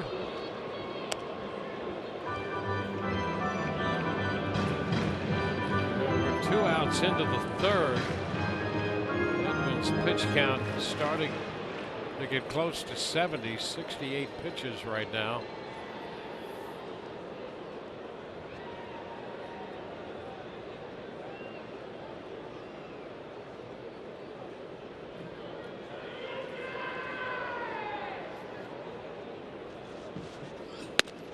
And a take for ball 4. The Rays will continue this inning.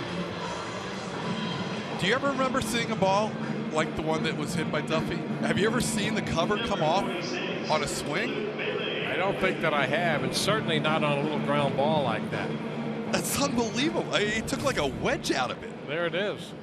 I've never seen that. You know, it's one thing you think, well, maybe you could hit the stitching just right to maybe create a little ripping effect on the stitching, but that was actually out on the cover of the ball.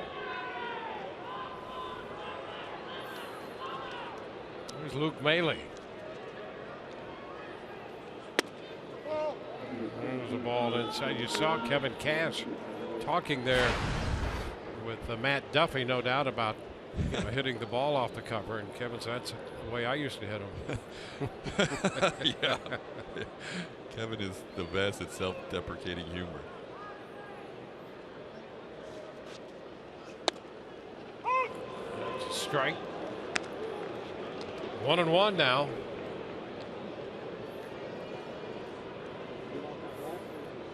Jackson over 70 pitches. Action in the bullpen.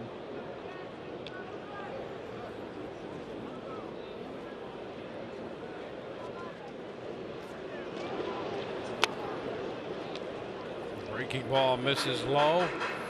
I mean, there's really, and he's a great guy. We loved him during his time here, but there's nothing that tells you or shows you that Edwin Jackson is going to get this thing turned around. He has just struggled all night long with his command, and just nothing has been easy for him. So Andy Green has decided it's third inning, but we got to get the bullpen going.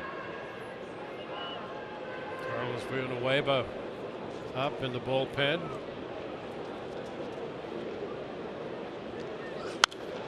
Foul ball straight back above us, out of play. Count square to Maile at 2-2. Maile getting credit for 3 runs batted in on the bases loaded double in the second inning. He wound up at third.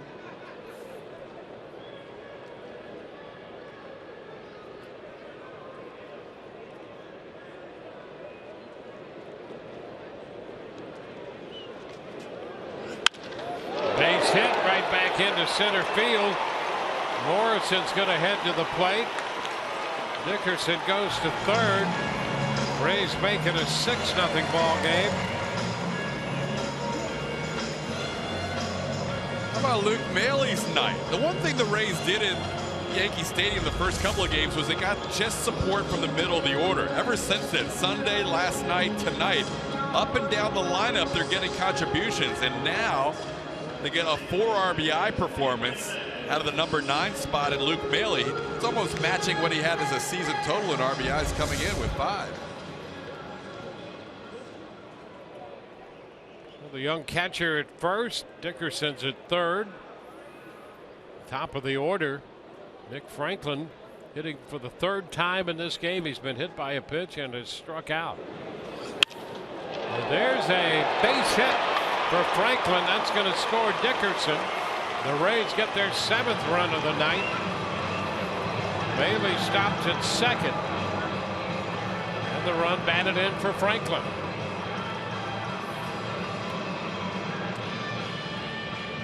He got it through the middle. Here's a look, a slider that's up in the zone. They obviously wanted it lower than that. That ended up middle, and Nick Franklin put a nice swing on it. Got it past the diving Adam Rosales for another RBI. Franklin's got 21 RBIs now. Here's a guy that doesn't even have 100 at-bats on the year. Yeah, Kevin Kiermaier. Kevin 0 for 2 so far tonight. Really like that number 2 spot. 12 games up there, hitting .298 coming into the game tonight in that stretch with an on-base percentage of .389. He's contributed 3 bunts in that stretch, moving up.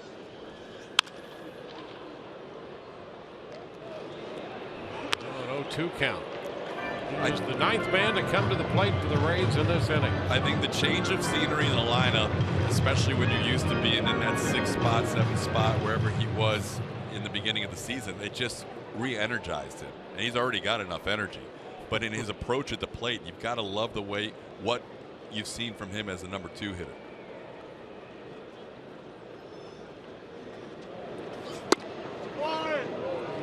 It's inside.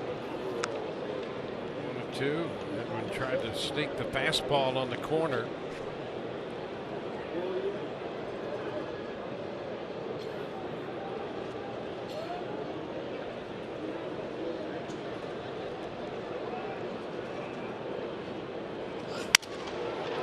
Broken bat, Looper out from short. Ramirez is there making the catch. And the Rays send 9 men to the plate. They score 4 times. Morrison driving in a couple. Luke Maile got into the act. So did Nick Franklin. The Rays lead 7-0.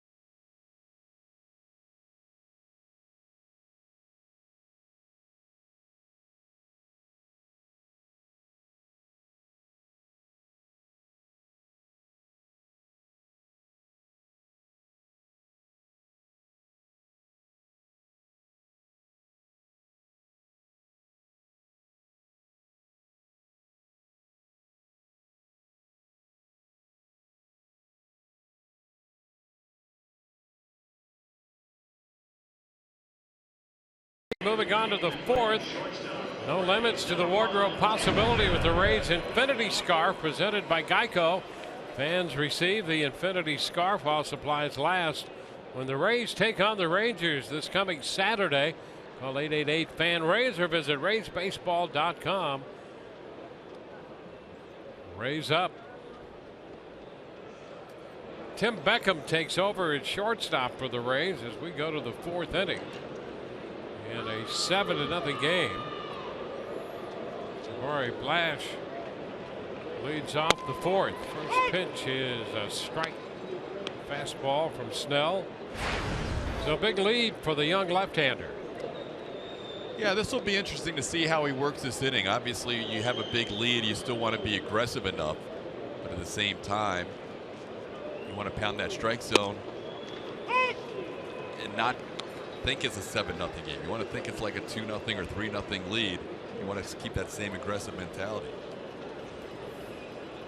A couple of quick strikes here to start the inning.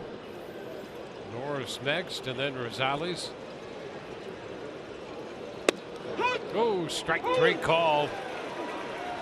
That one on the outside corner at the knees. Well, that's a pitch that neither pitcher has gotten through the first three. But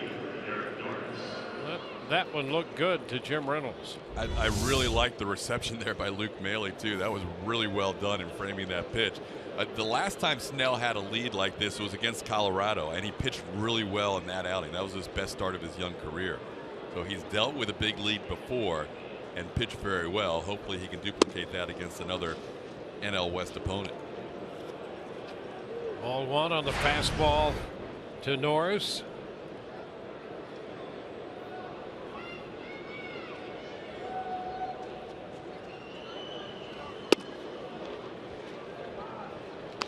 Two and 0.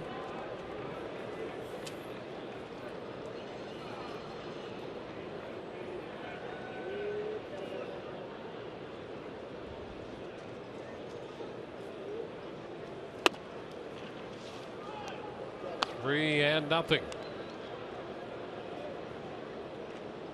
This is the first inning that Snell has retired the leadoff man.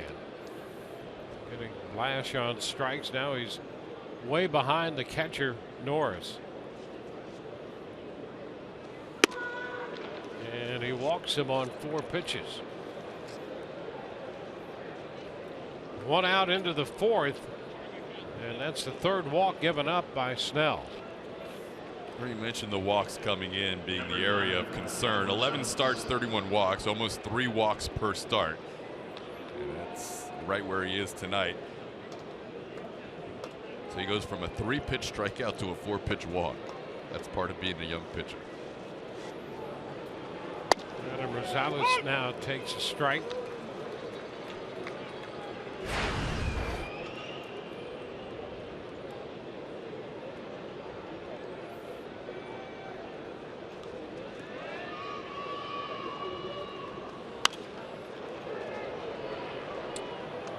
Followed that up with a good fastball in, and he gets the foul ball. 0-2.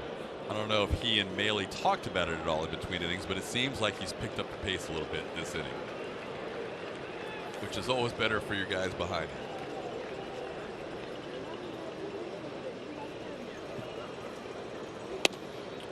He shoots for that outside corner and misses too wide.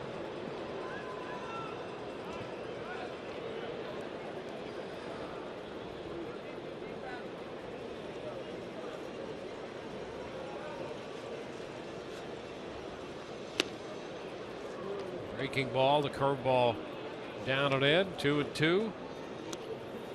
Rays got 3 runs in the second inning and put up 4 in the bottom of the third for this 7-0 lead.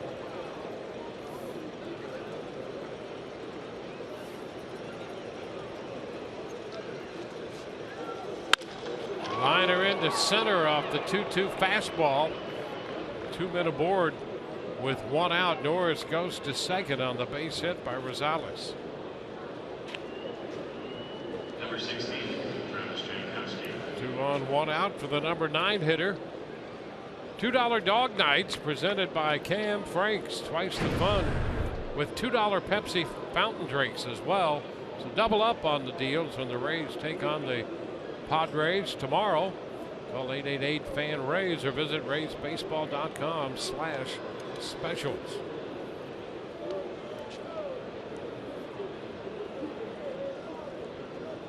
It's a 1:10 start tomorrow.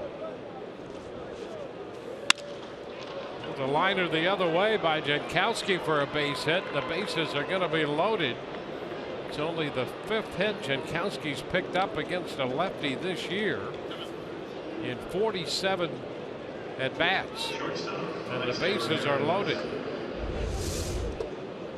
Here it is, fastball. They wanted it a little bit lower, found its way up in the zone.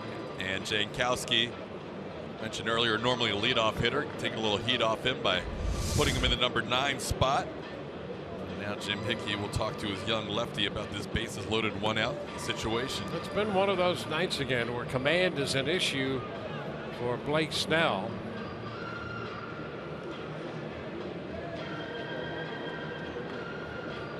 We've seen him a couple of starts really work without his best command or his best stuff and figure it out. And this is one of those nights where he has the big curveball hasn't really played too much. And the fastball's been good at times, but other times he's missed his spots. You see the 4-pitch walk and a couple of misplacements with a fastball this inning. So the one guy who's really seen him well so far in this game is at the plate. Yeah, Alexei Ramirez is 2 for 2 off him.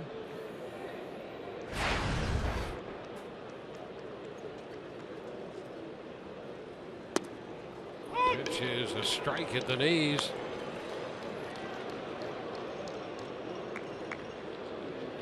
The off-speed pitch. He changed speeds on him right there.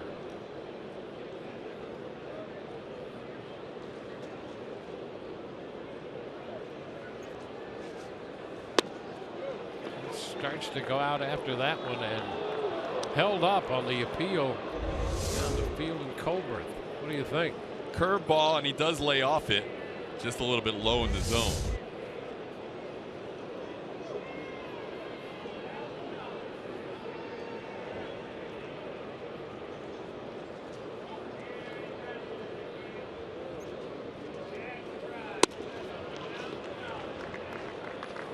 Two balls and a strike.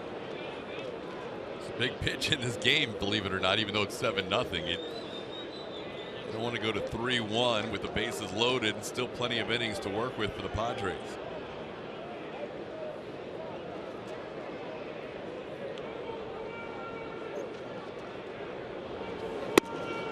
He misses with the fastball, and it's 3-1 on Alexei Ramirez.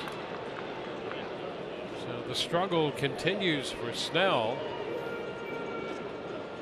Padres through the first 3 had left 5 men on base. Now the bases are loaded, 1 out, and the count is 3-1.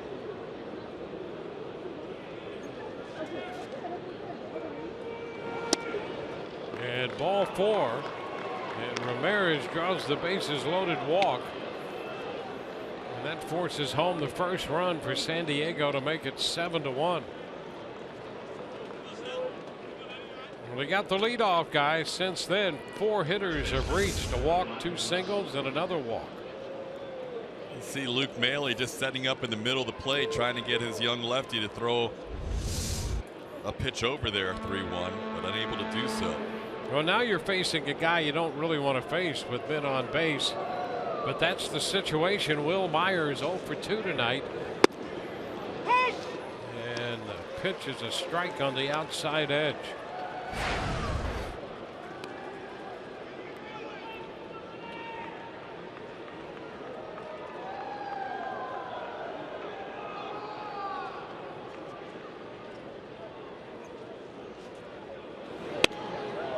Stays away off the plate. It's 1-1.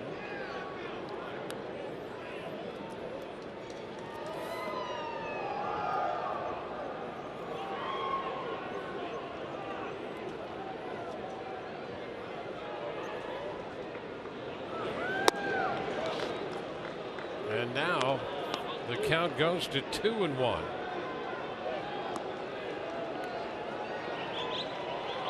Braves are going to get the bullpen up.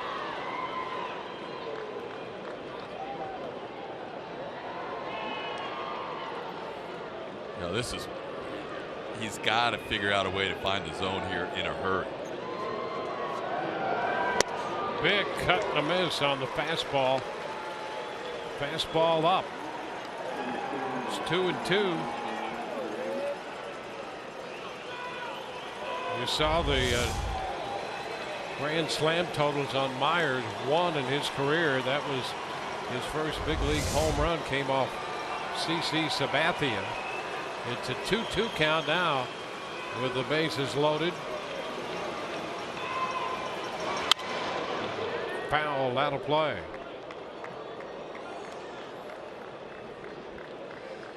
That fastball from Snell clocked at 97, so he's reaching back here in the 4th inning. Yeah, this is the classic matchup right here. Young power hitter, all-star Will Myers, young pitcher trying to figure a way out of this bases loaded situation, so a little extra MPH on that last heater.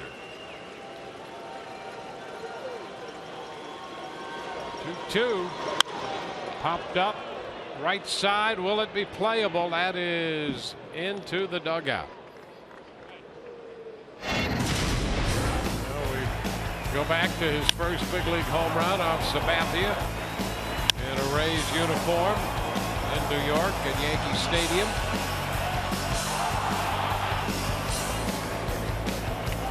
There was that bat toss we talked about too. Early on in his career, a lot of bat tosses. I remember Jared Weaver was not a big fan a couple of times when that happened.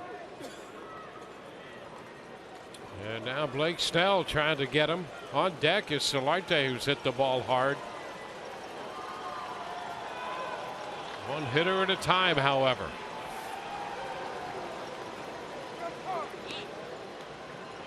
Time called, granted by Jim Reynolds as Myers stepped out.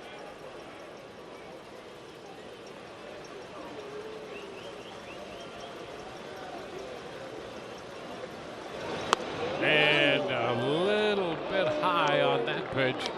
Tried a 2-2 breaking ball, and it stayed up. Here's the curveball. Myers sees it as a ball out of his hand, and it does stay up. Did not get enough of the drop into the zone to be called third.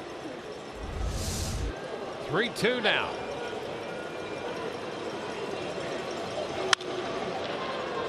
The right side, that ball will be out of play. So the battle between Snell and Myers. It's an 8-pitch at bat so far. He walked Ramirez with the bases loaded, forcing home the first San Diego run. Snell's been battling himself with his control, command, battling Myers, and it's 3-2.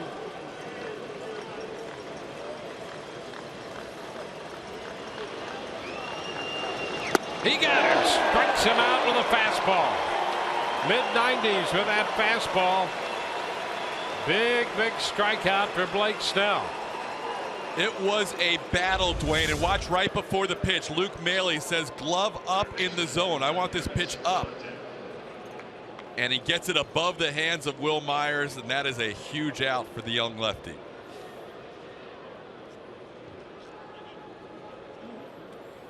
Two gone. Here's Solarte. He has struck out and singled.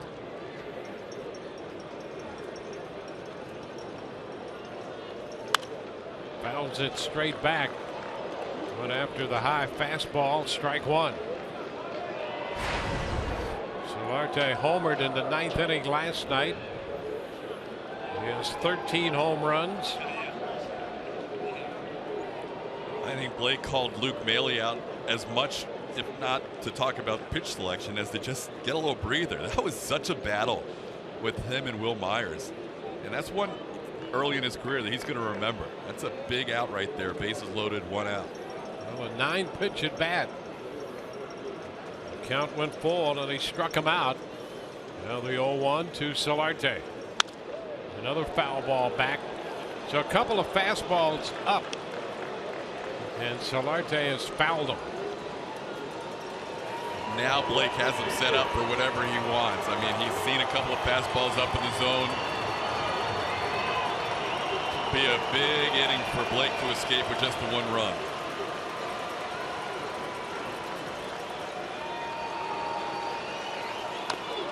And there's that breaking ball, and he got just a little bit of that one to foul it. So after that first couple of pitches there, fastball up, came back with a curve. See a lot of pitches this inning, a lot of high leverage pitches in this inning for Blake.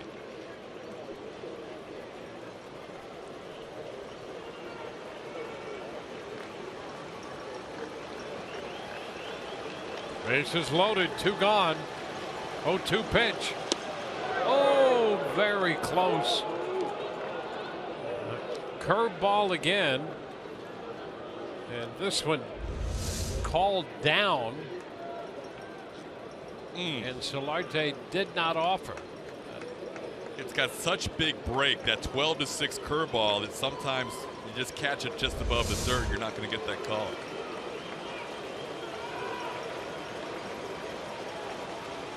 Swing and a miss. He strikes him out with a fastball. Solarte out on strikes. A couple of fastballs to get Myers and Solarte. We'll take a look at that pitch. Solarte swings under it, and it's 7-1 Rays. Bottom of the 4th coming up.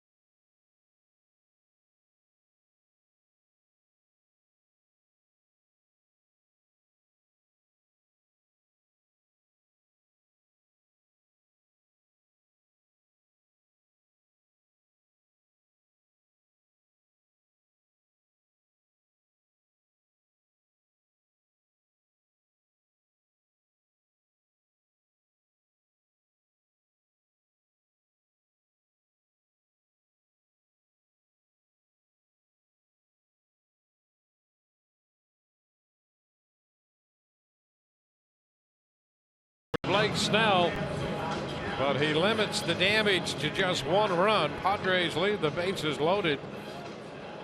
They've left 8 men now.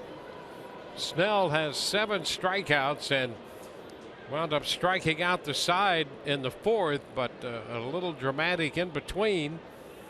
You got Myers and Solarte swinging and missing the fastball. So we go now to the Rays half of the 4th. Evan Longoria leads it off as he did the 3rd. And hits one down the line. That ball is a foul ball. Just foul. 3:15 down the line. And on that first pitch, Evan came close to hitting his 27th home run of the year. Here's how close it was.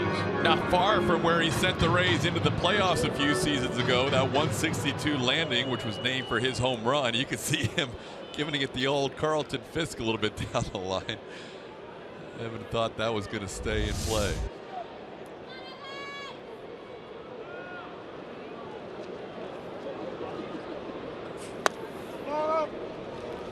It's 1-1.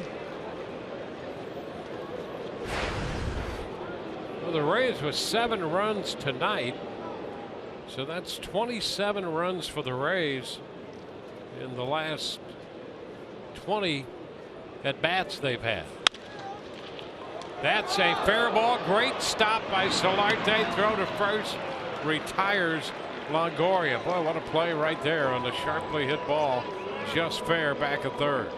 That really was an excellent play. Evan Longoria knows how good a play that was. That ball almost looked like it was fair, or foul rather. It was called fair by C.B. Bucknor, but Kevin Cash is going to ask about that, but that's not reviewable because it's on the infield. But that ball looked like it could have been called foul, which even makes it more impressive that Solarte got to that ball.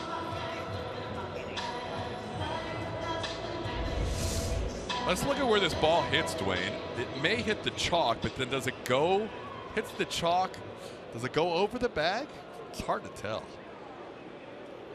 You could put together a pretty good argument from that angle, but it's hard to tell. You're right.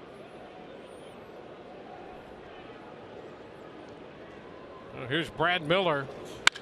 Oh, he shoots one deep to center field. Solid contact and gone. Brad Miller hits his 23rd home run of the year. And the Rays have an 8-1 lead. Boy, when he hits them, he hits them.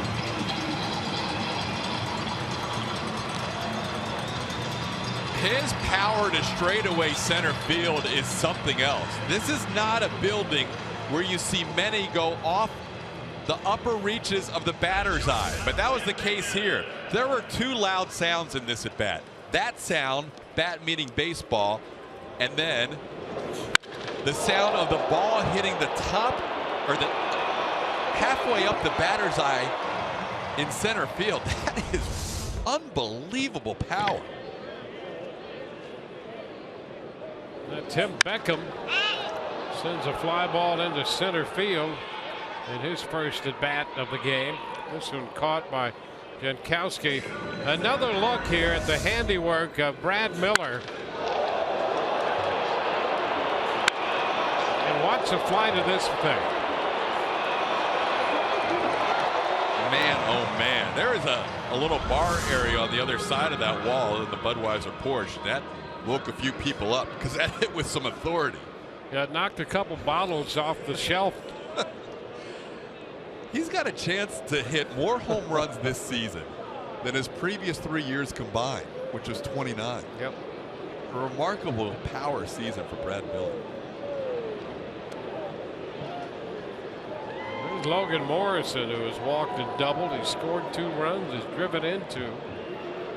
The Rays have 8 runs, 8 hits.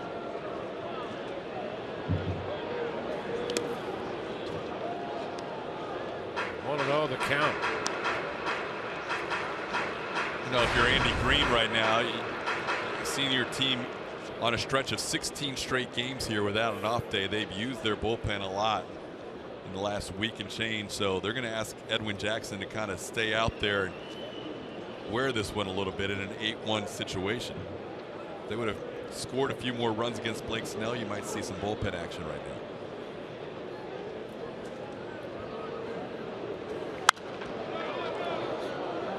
Up. Well, the Rays coming off the third in which they batted around.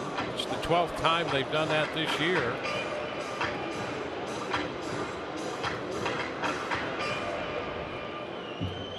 They just missed it in the 8th inning last night when they scored 5. They sent 8 men to the plate in that 5-run inning.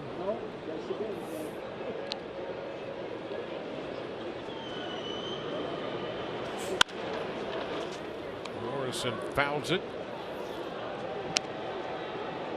1-2 count.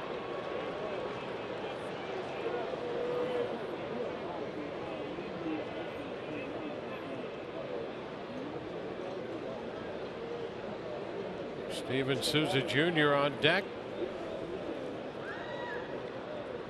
Rays have had men on base in every inning. They've scored in 3 of the first 4. And Morrison checks. It's 2-2.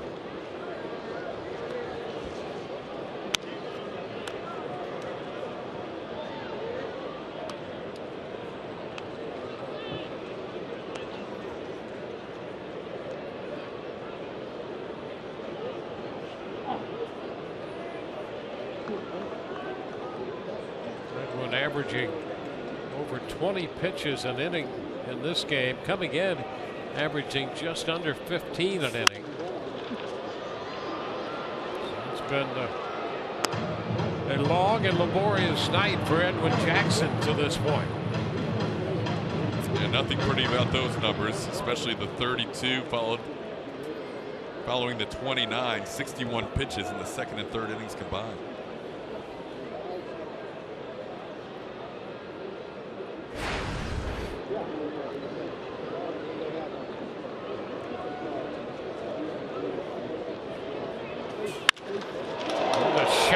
Center, Jankowski on the move, and that's going to be off the wall. Morrison has a double. His second two-base hit. He's on base for the third time tonight. Two-base hit to center for Logan Morrison.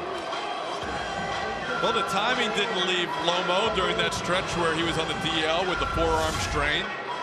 That's now 3 doubles in his last 3 at-bats going back to last night. This ball was hit well all the way to that little wedge in the wall. It kind of took a funky bounce off that wall. Jankowski was able to play it back in, but almost looked good at the plate in his return. Yeah, just a little higher it would have been gone. Just a little bit to the right it would have been gone.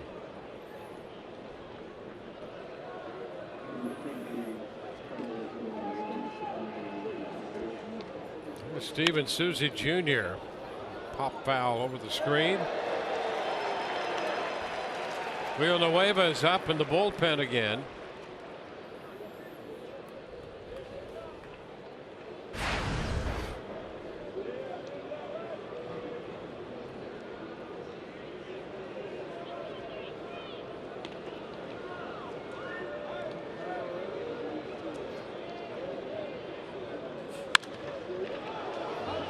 Ball out of play. 0-2.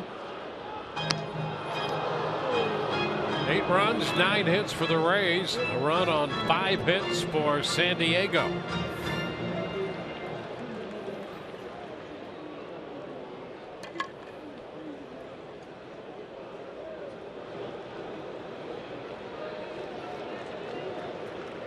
Third plate appearance for the number 7 hitter, Steven Souza Jr.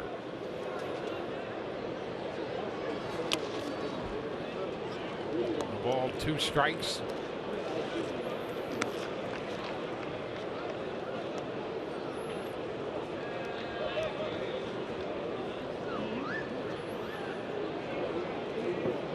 Corey Dickerson waiting on deck.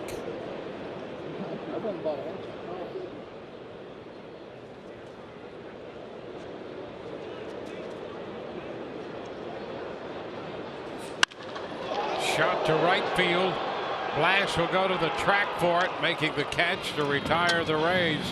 But they get a run on the home run by Brad Miller, number 23 for Brad. The Rays also leave a man. We've gone through 4, 8-1, Tampa Bay.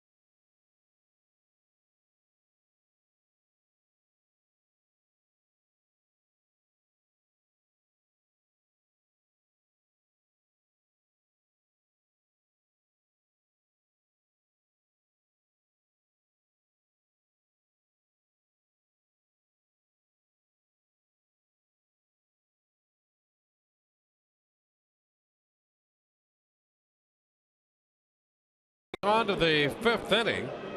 Padres left the bases loaded in the 4th. A couple of big strikeouts by Blake Snell. Blake with 7 strikeouts through the first 4. And the pitch to Bethancourt, shot toward the corner and left. And there's a sliding attempt by Dickerson. He comes up with the catch, sliding into that low wall, and is okay. Number 1, he made the catch. Number 2, always concerned when you see an outfielder go into the wall that way, but he's apparently just fine. And what a catch by Dickerson in left. This ball was hooking away from Corey, had to go to the backhand, and that was right down the line. You see in that part of the field, there is very little space between the line and the wall. And he makes a great catch, backhand. That would have been extra bases.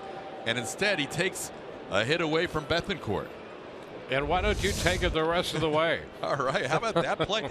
You know, that's the one area, Dwayne, for Corey Dickerson. If he can play just a solid outfield, the Rays like the potential in his bat.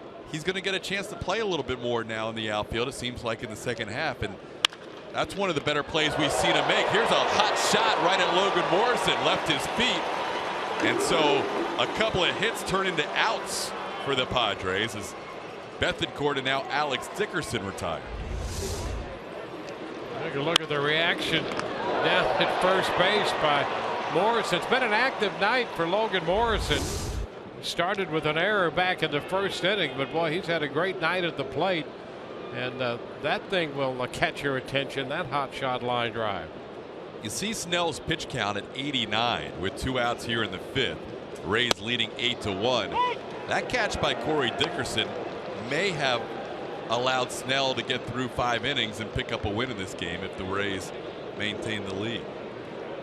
And that's one where Snell had struggled the previous inning, 32 pitches, as he delivers outside to Jabari Blash, 1 ball and 1 strike. And he was kind of teetering near that mark where I'm not sure if Kevin Cash would have let him go past 100 or 105 tonight. Now, he can thank his left fielder if he gets through this inning. Pitch away, it's 2-1.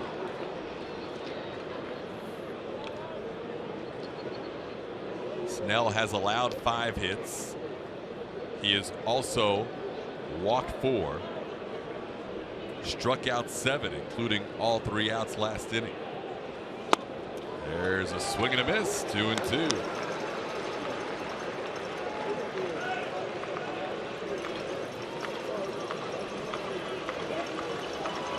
Blash, a strikeout victim last time up, has also walked.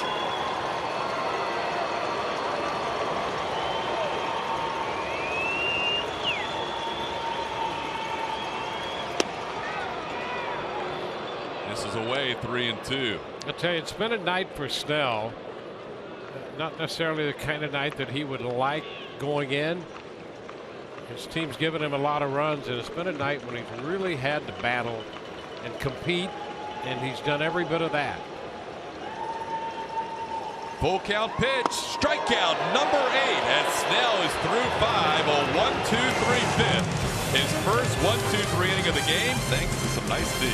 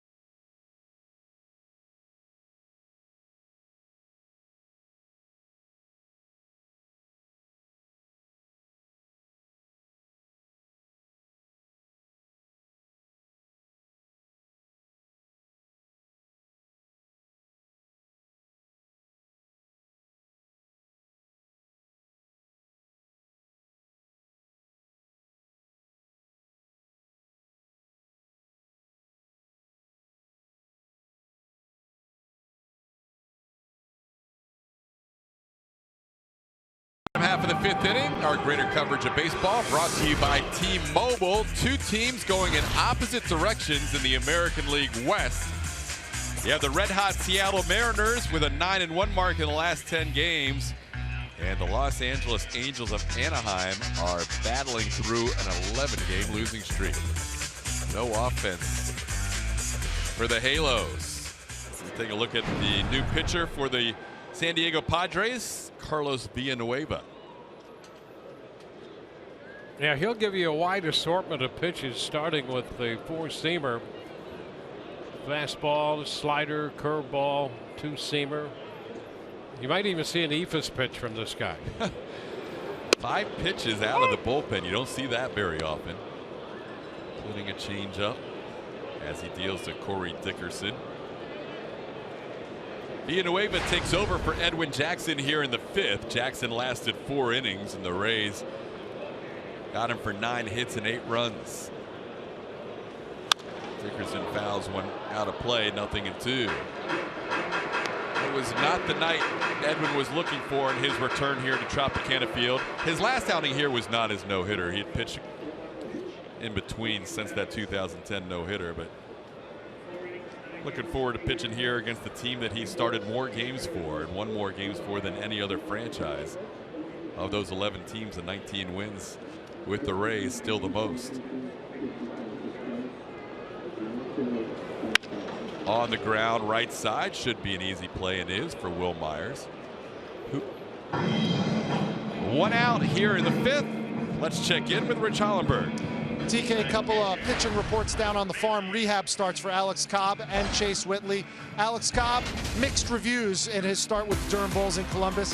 4 innings, 2 hits, 3 runs, 3 walks, 5 Ks. Actually had a hit by pitch and a throwing error, and he gave up an RBI double to old teammate Joey Butler. As for Chase Whitley with Charlotte, much better news. 6 innings, 4 hits, no runs, no walks, 6 Ks. He threw 92 pitches, 67 of them were strikes. TK? All right, Chase Whitley getting it done. He's pretty close. That may be his last rehab assignment, and Alex Cobb may need another one or so. We'll check on that. As Luke Maile with a career night already, and we're only in the 5th inning. 2 for 2. 4 runs batted in, and there's a base hit up the middle. Why not? Luke Maile have a night already. It's the 5th inning. He has 3 hits and 4 RBIs. Well, the slider for Villanueva, and he just strokes it right back through the middle. And a single, an RBI single into center in the 3rd, and this one he reaches down. That ball breaking down and away from him, and he extends the bat and sends it into center. Well, Luke Maile on first with 1 out. Nick Franklin batting for the 4th time already, and we're just in the 5th inning. Nick has been hit by a pitch, struck out, and an RBI single his last time up. We did get an update as well as we look at Erasmo Ramirez loosening in the Rays bullpen, so Blake Snell may be done after 5 innings tonight. Got an update on Matt Duffy, who was taken out of the game after the 3rd inning. The Rays shortstop left with mild soreness in his left Achilles and was removed from the game for precautionary reasons. That was the injury that he was rehabbing after being acquired from the Giants, an injury that occurred here when he played against the Rays at Tropicana Field. 1-1 to count to Franklin. Rays with a big 8-1 lead. They have scored 28 runs now in the last 2.5 games going back to Sunday in New York. This ball's hit well to right field. Blash going back, looking up, home run, Nick Franklin. Franklin with the home run, his 4th of the year. 2 more RBIs give him 23 on the season, and the production continues for the switch hitting Nick Franklin.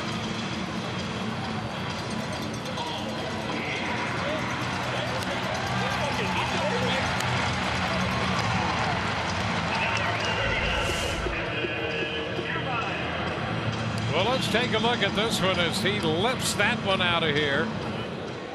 Franklin hit a home run Sunday in New York. A line drive home run, and this one he lifts out into the seats in right center. Franklin taking over for Brad Miller lately in terms of the home run department, although Miller hit a bomb earlier. But Franklin, you mentioned Sunday hitting the home run, today the home run. He's now with 23 runs batted in 94 bats on the season. Keep that pace up. He's going to be a premier run producer. That's 100 RBIs plus. That is quite a year for Nick Franklin. And Dwayne, you've talked about the comfort zone you have seen out of him this year as Kiermaier bats with an 0-2 count and 1 out. Everything about his game looks better this year than last year. Yeah, he's number one, a lot more confident and comfortable. You know, there's a calmness about him that maybe comes from that confidence. You know, one tends to play off the other. You're calm because you're confident. You're confident because you're calm. And I think, as we talked about Matt Andriese this year, thinking that he belongs, and I think we're seeing that with Franklin. We're seeing that start to happen with him as a hitter. There's a called third strike. Villanueva gets Kevin Kiermaier looking for the second out of the inning. So the Rays leading in this game 10-1. Brad Miller's home run last inning made it 8-1. Former Mariners middle infielders getting the job done as Nick Franklin makes it 10-1 with a home run. Franklin has 3 runs batted in. Maile has 4 runs batted in. Here's Evan Longoria. He has tripled, 1 for 3 on the night. Takes a pitch down low for a ball. 1-0. 12 runs Sunday, 8 runs Monday, 10 more runs tonight, and the Rays still in just the 5th inning. There's a called strike, 1-1.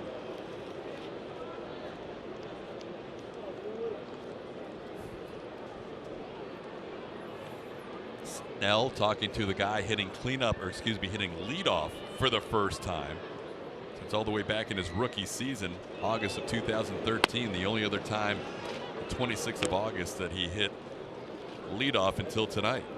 And that was kind of more of a emergency situation. Logan Forsythe in the lineup playing second base, and Franklin took his spot both in the field and in the top of the lineup. Yeah, and only his 3rd start at second base.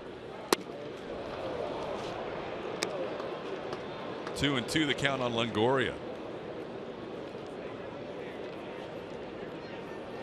Most of Franklin's starts have come in the outfield and in left field.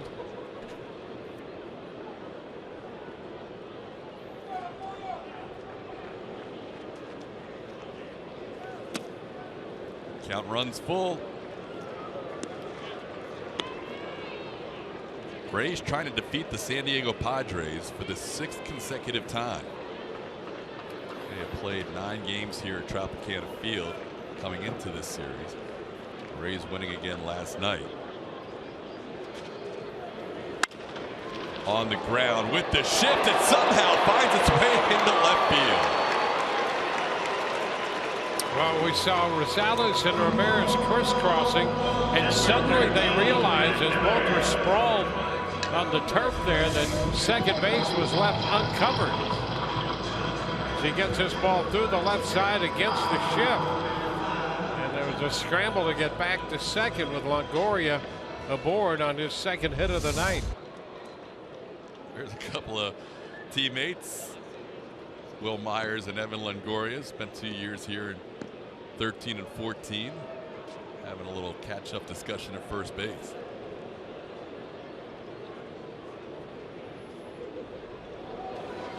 Miller, who hit a bomb to center field his last time up, swings through that pitch, 0-1.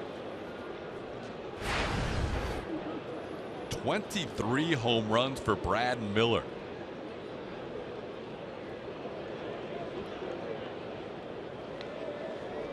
His career high had been 11 prior to this season.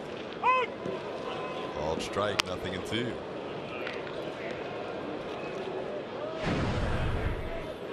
How about this? He's chasing Brian Dozier of Minnesota for the most home runs since the middle of June, the 17th. 2 behind Dozier.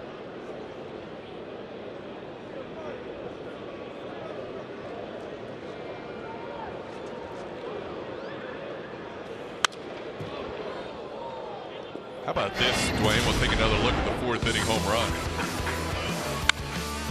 Well, you hear it off the bat, number 1.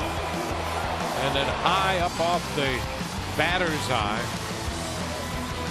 disturbing the peace at the bar on the other side. He started the year number 6 in the Rays lineup, then moved up to the 2 spot. Now he's found his way into the cleanup role. Hits another one to center field. Jankowski back, gone! Brad Miller again to straightaway center. Home run number 24, back-to-back at bats, and the Rays now lead it 12-1.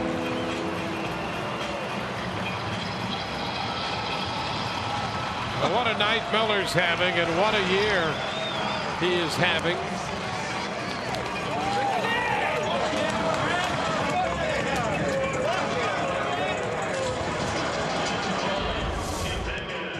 Change up. And the multi-home run game, 7th of his career. His 2nd this year.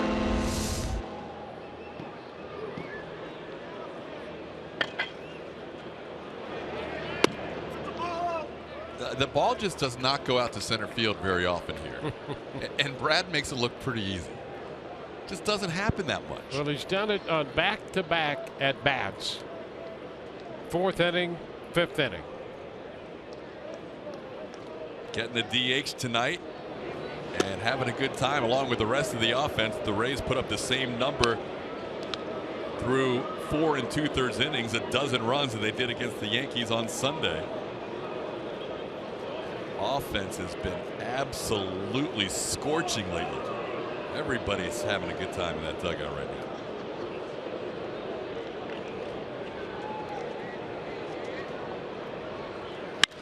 This ball's hammered. He was a little ahead of it, was Tim Beckham, because that had home run distance. But it was just hooked foul. And a young fan gets the souvenir. Nice gesture right there.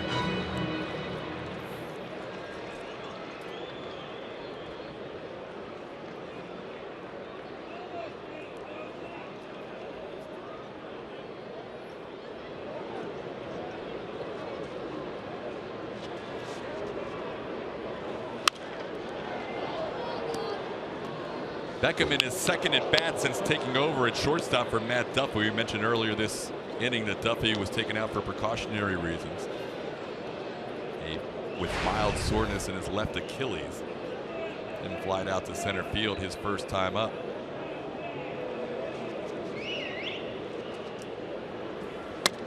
That pitch is a called 3rd strike, gets away from Norris, and Norris will make the play down to first. That'll do it for the Rays, but 2-run home runs from Nick Franklin and Brad Miller, and the Rays continue to pour it on. It's now a dozen runs as Miller goes to center field for the 2nd consecutive time.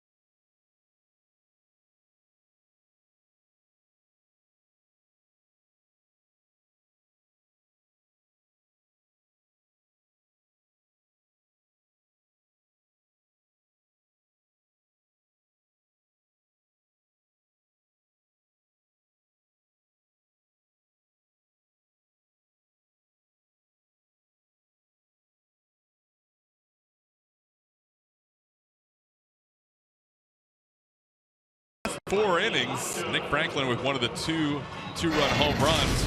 Blake Snell out of the game, Dwayne, and he battled tonight. He did indeed. 94 pitches, 5 innings of 1-run baseball. In the 4th inning, he had the bases loaded behind him with 1 out, and he battled Will Myers, finally getting him on a 9-pitch at bat with a 95-mile-per-hour strikeout, and finished it up with that fastball that he used to get Solarte and leave the bases loaded. Then he finished with a 9-pitch 5th.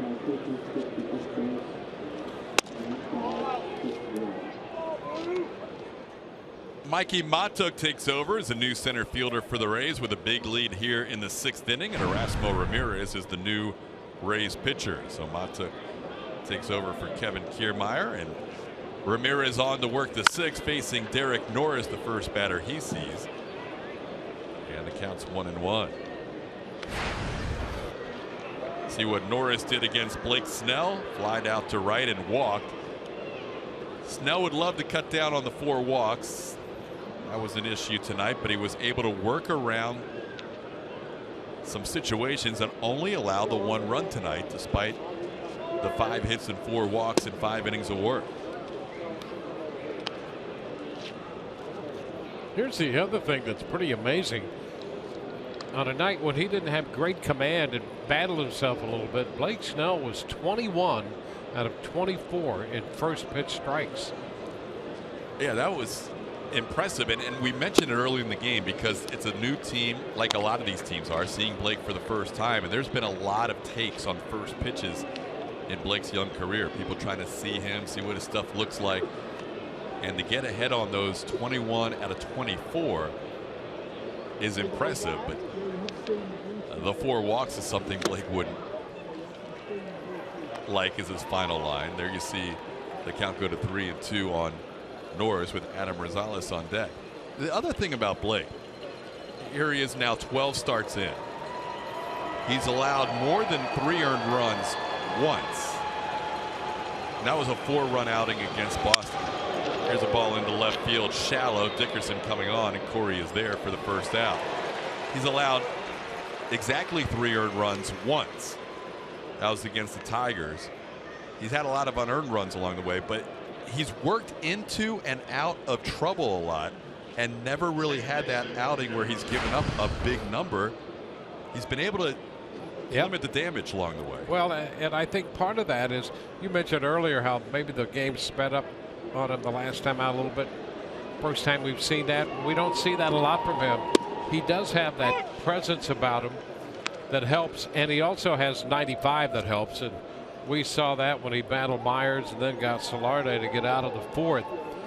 I just think it's an amazing number when you think of the fact that he averaged almost 20 pitches an inning and had that the first pitch strike ratio.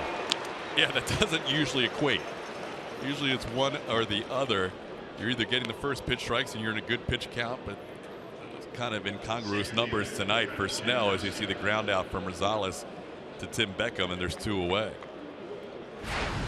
So Erasmo Ramirez comes in and gets the first 2. That's now 7 retired in a row between the last 5 Blake Snell faced and now the first 2 for Erasmo.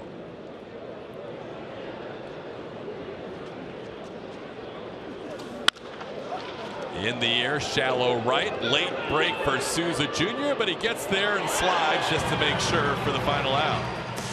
So a very efficient inning for Erasmo Ramirez in the 6th. It's still 12-1.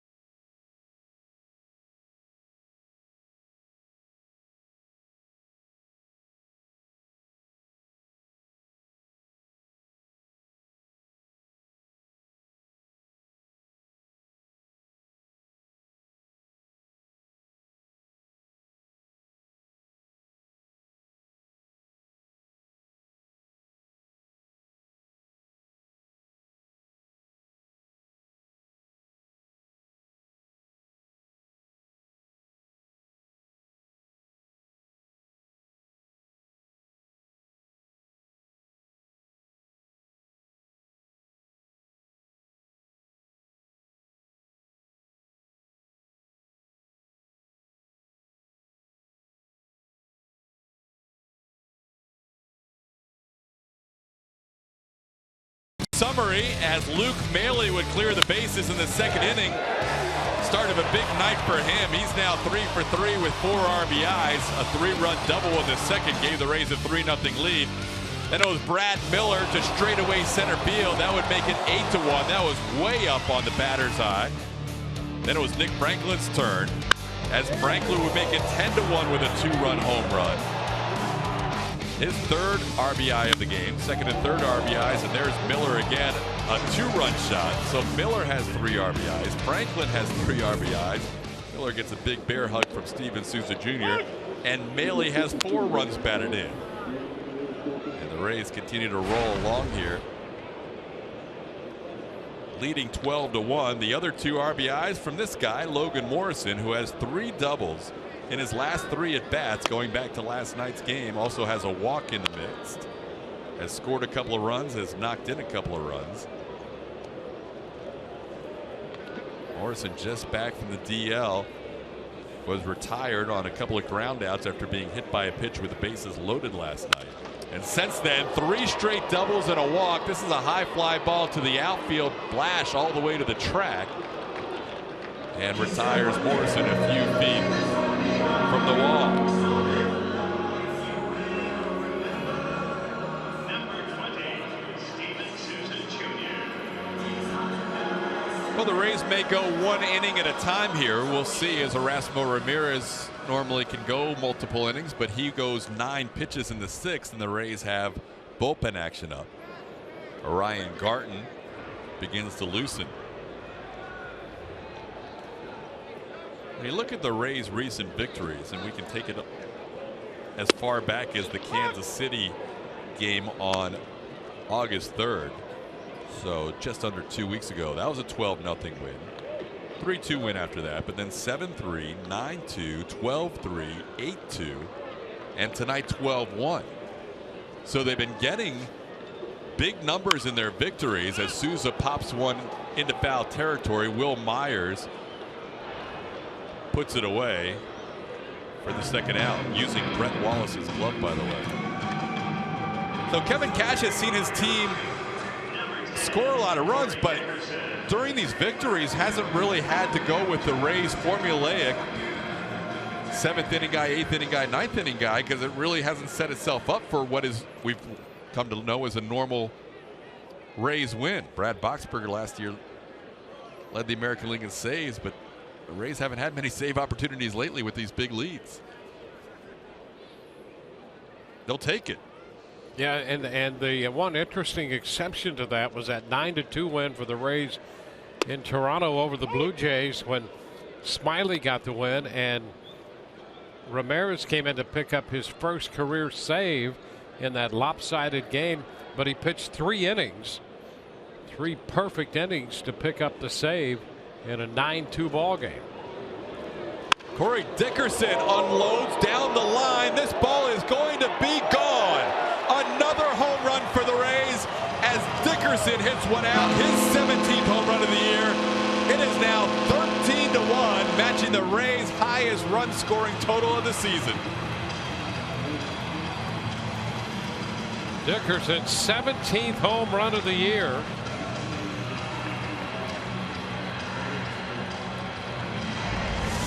Rays pouring it on now. Number 46, Luke Maile.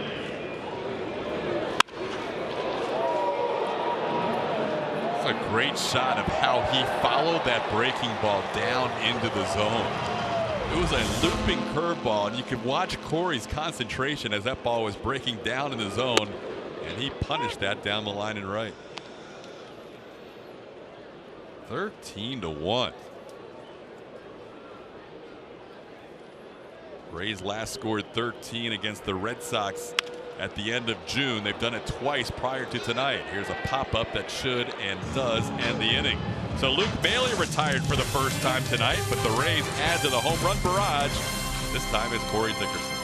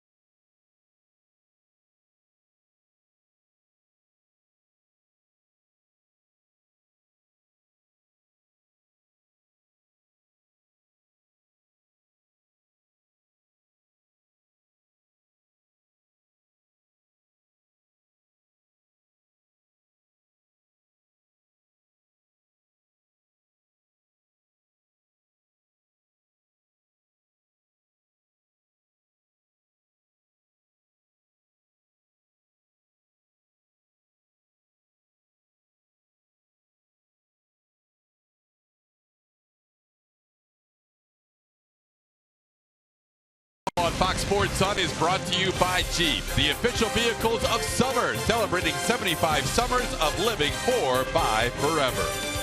By Geico, 15 minutes could save you 15% or more on car insurance. And by your Southern Chevy dealers. Rays have scored in 5 consecutive innings as the Cowno's Rays celebrate this offensive explosion out in right center field. We head to the 7th to take us the rest of the way. Once again, Dwayne Stats. Todd, thank you very much. 13-1, the Rays lead this one. Ryan Garten takes over, making his 22nd appearance of the year for the Rays. He follows Blake Snell, who pitched 5 innings, gave up a run on 5 hits. And Erasmo Ramirez, who pitched a perfect 6th inning. So here's Garten to face the top of the order, Alexi Ramirez, who's been on base all 3 times tonight.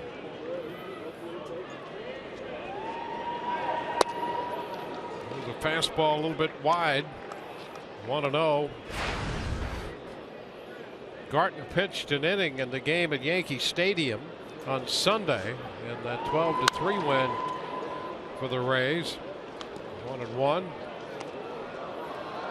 Ryan gave up a hit, no runs in that inning.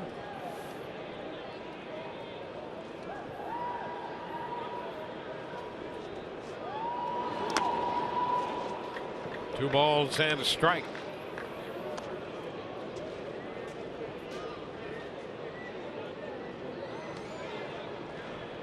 Snell got the final 2 outs, leaving the bases loaded in the 4th. Had a 1-2-3 5th. Ramirez had a 1-2-3 6th. And here's Beckham's throw to first to get the first out in the 7th. Alexi Ramirez retired for the first time in this game. And a big night for the Rays offensively. They've scored 33 runs in their last 23 at bats. How about that? That's amazing.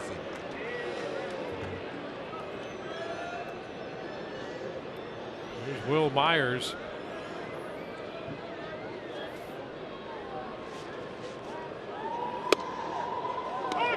Fastball for a strike. Pitch on the inside corner.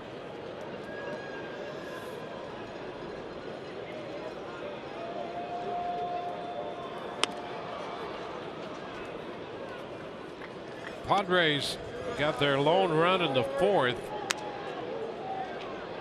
And Derek Norris, who had walked with 1 out in that inning, scored on a bases loaded walk to Alexi Ramirez.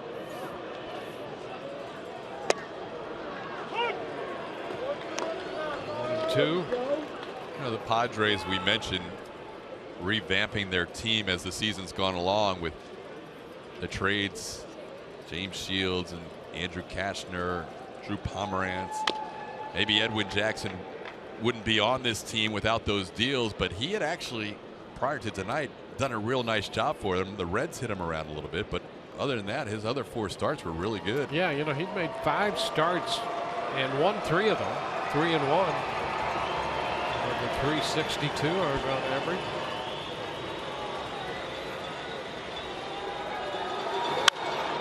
Myers pounds it out of play. That shot we saw of Andy Green, their young manager.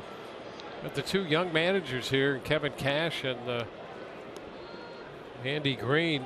Think about the managers the Padres have had through the years. You know, they were an expansion team back in 1969 with Preston Gomez, and then Don Zimmer followed Preston Gomez in there. Foul ball back. They've had some colorful managers, John McNamara, Roger Craig, among others. Frank Howard even managed out there for a year and a half or so. Trader Jack. Yep. Foul ball extending the at bat.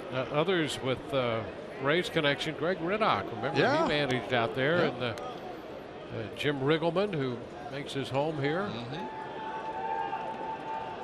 And a long run by Bruce Bochy, and then Bud Black, and of course Bochy had a great run of success. Started in San Diego and then carried it into San Francisco. Myers out on strikes. So that's the first strikeout for Garton and the 9th strikeout for Rays pitching. Rays pitchers strike out 10 hitters tonight. Visit CanesStrikeout.com for a printed home voucher to take to Canes Furniture within 7 days and receive a coupon for a free shorty hoagie of your choice from Wawa. Yes. Solarte taking the first pitch wide. 1 ball, no strikes.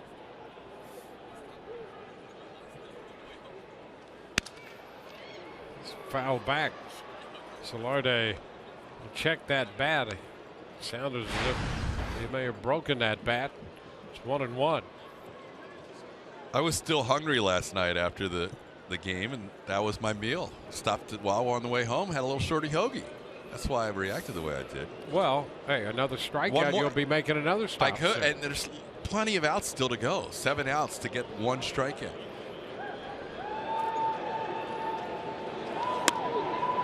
Strike on the outside corner, 1-2. Feel it, feel it. 2 gone, bases empty. Top of the 7th. In a 13-1 game, Rays lead. Pop third base side. That's going to carry out of play just into the seats. Rays have that big shift on.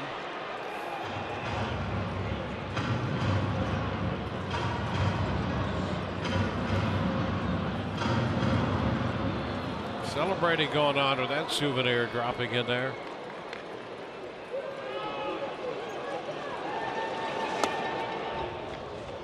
It's low, 2-2.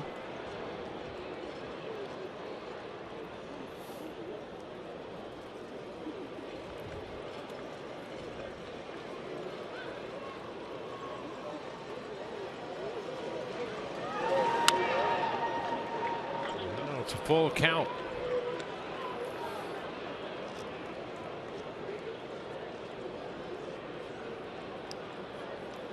Bethancourt on deck.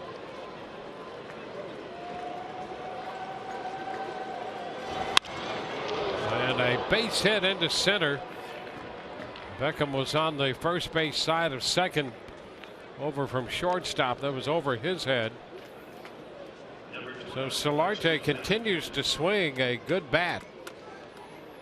Down on the count, worked it full, and now has a base hit. You mentioned those managers in Padres history, and they still don't have a no-hitter. They're the only team in Major League Baseball without a no-hitter. Closest they came, or one of the closest they came, was in 1970. Clay Kirby had a no-hitter through 8 innings. And Preston Gomez took him out. Pinch hit for him, trying to score a run in a 1-0 game. How about that? Yep. And then the bullpen gave it up. Bethancourt takes the pitch down. And then the irony is Gomez ends up in Houston. Don Wilson, same thing happens. Kirby's in the other dugout and says, all right, it wasn't just me.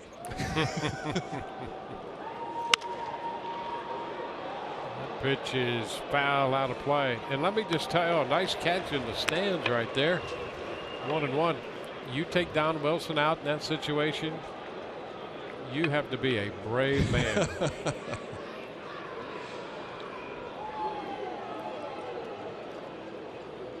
One and one to count to Bethancourt.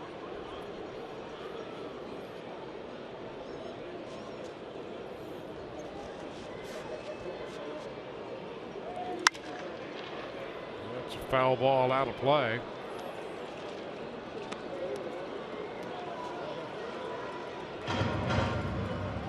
A ball, 2 strikes.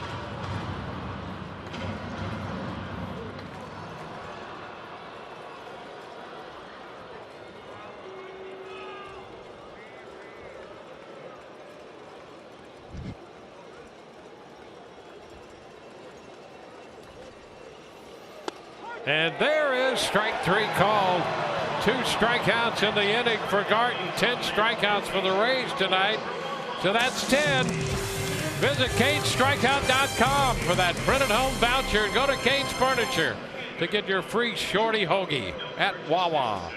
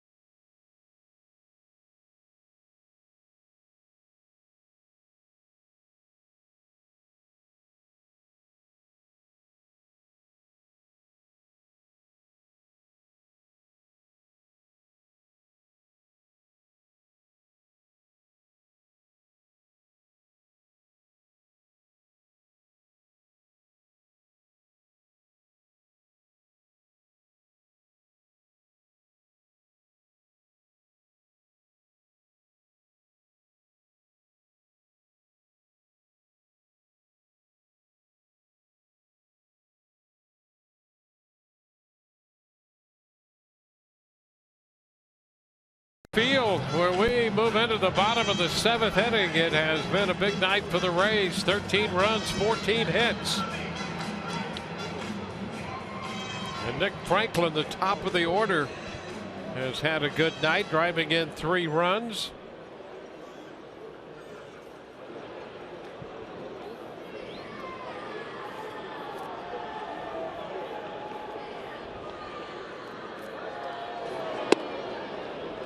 Takes the first pitch in for a strike. He was hit by a pitch in the first, struck out in the second, then singled in a run in the third, hit a 2-run home run in the 5th inning.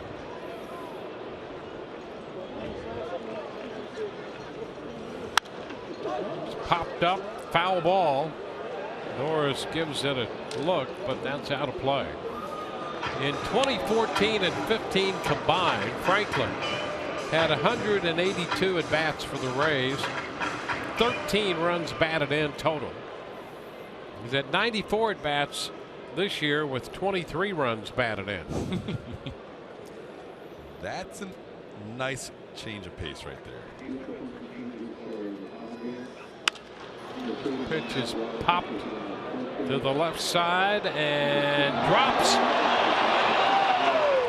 Franklin on his way to second. The Rays have a 2-base hit to open the bottom of the 7th, with Franklin picking up his 3rd straight hit of the night. Ramirez could have made the play, but he held up thinking Bethancourt was going to get there. Look at him watching the left fielder. He's like, you got it? Nope. That's when things are going well for Nick Franklin and not going well for Villanueva. And that's just a routine fly ball on most nights.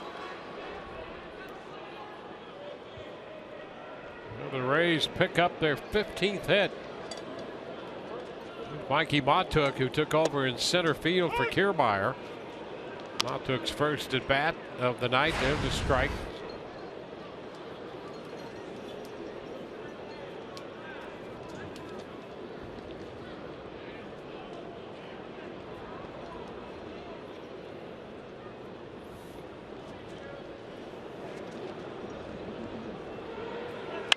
Check swing and a foul ball into the Rays dugout.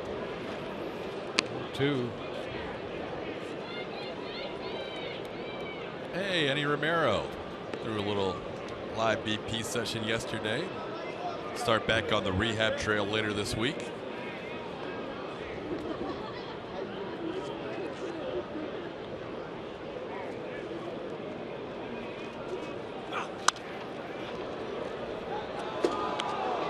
Count holding at 2 strikes.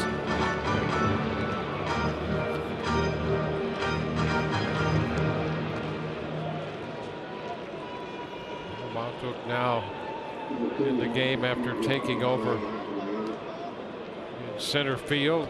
And the Padres have made some defensive changes. There's a hot shot grabbed at third by Rosales. That's one of them. Solarte's out of the game. And Rosales makes the catch on that very hard in-line drive down at third base. Well, our Toyota keys to success. Evan Longoria playing tonight in his 1,235th game for the Rays. And that catches Carl Crawford for the most in franchise history. Ben Zobrist's third there. And here is Evan with a triple and a base hit and a couple of runs scored. One strike to count this time around.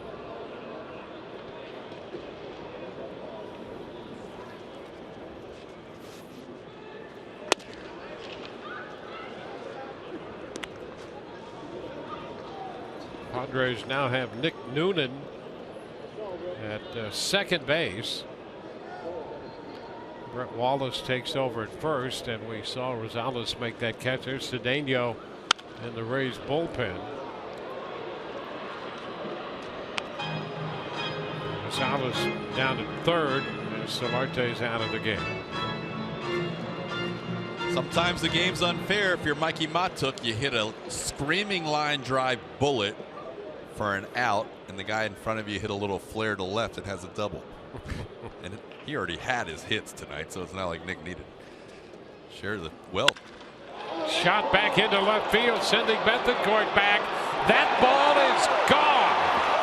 Out of here for Evan Longoria.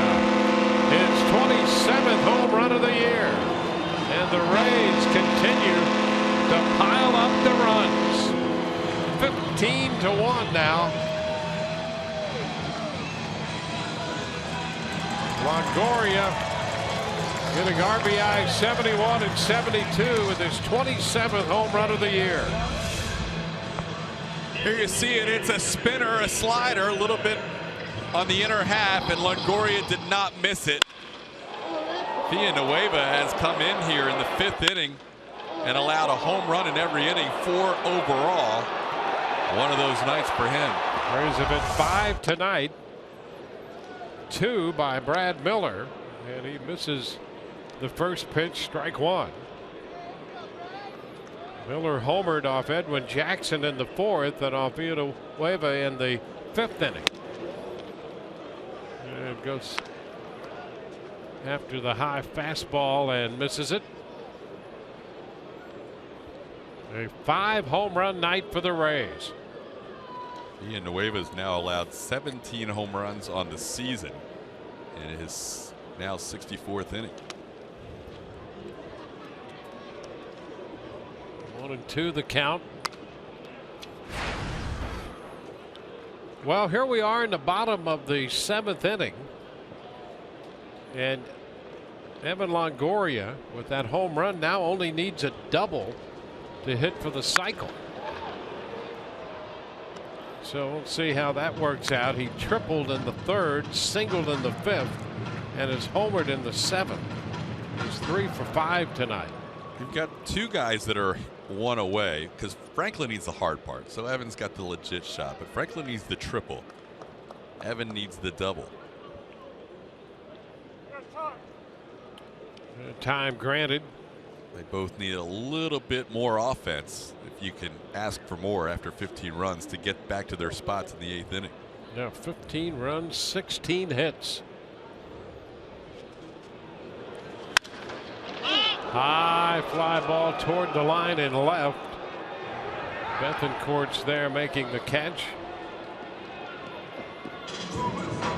Well, 2 pitchers for the Padres have absorbed all of this Rays offense.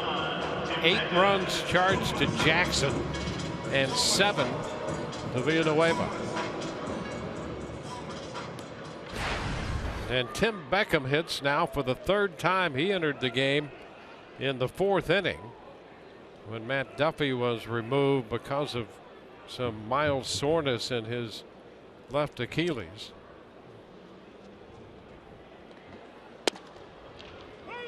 There's a strike.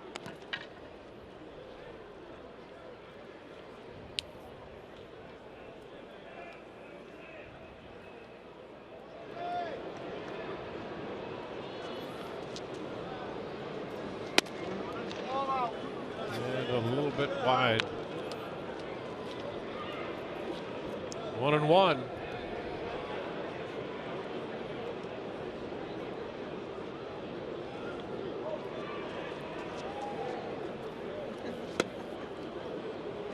Ball, 2 strikes.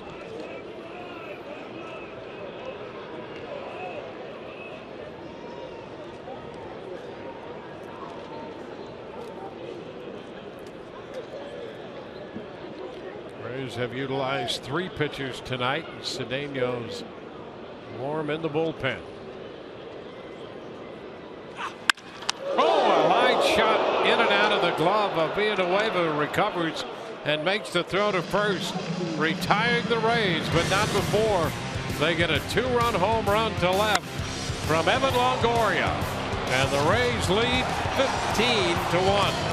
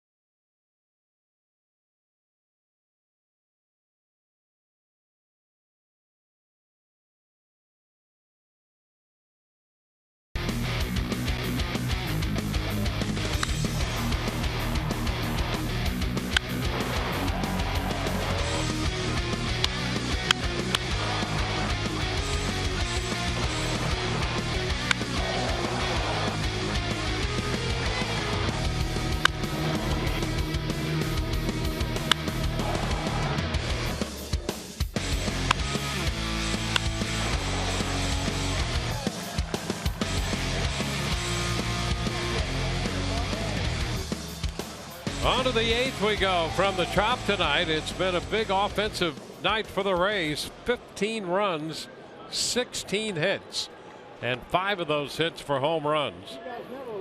Xavier Cedeno is going to be the new pitcher for the Rays as we go to the 8th. He'll face Alex Dickerson, the designated hitter. And he misses the first pitch, strike 1. See Xavier's numbers in his 47th game. The Rays wanted to get him into a game at some point because he has not pitched in a while.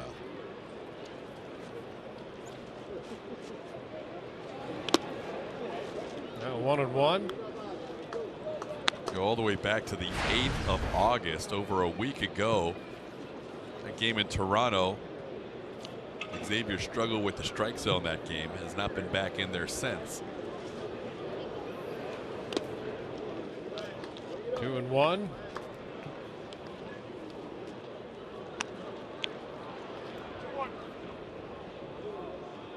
How about the Rays with 5 runs last night in their final inning?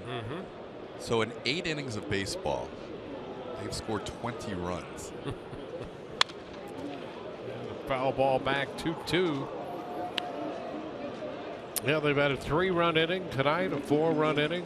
Scored a single marker in the 4th.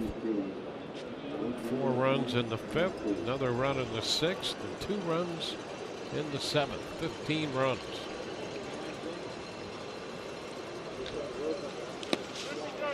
And Dickerson did offer.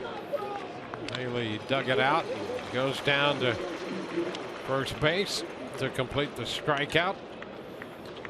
So 1 away here in the 8th. Here's what's coming up Friday on Rays Live. The Rays pregame show presented by your Gulf Coast Honda dealers.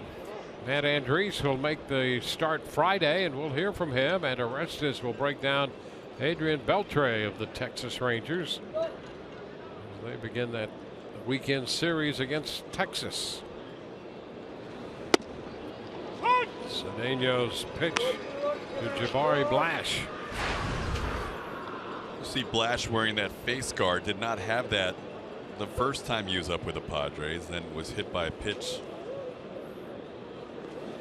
in El Paso and ended up getting a few stitches, and now wears that protective guard.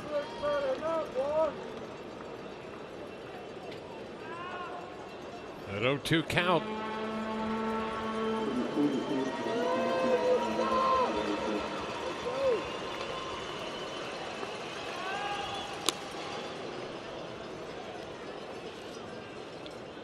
Blash has walked, has struck out a couple times. 11 strikeouts for Rays pitching, and Danny Farquhar is up in the bullpen.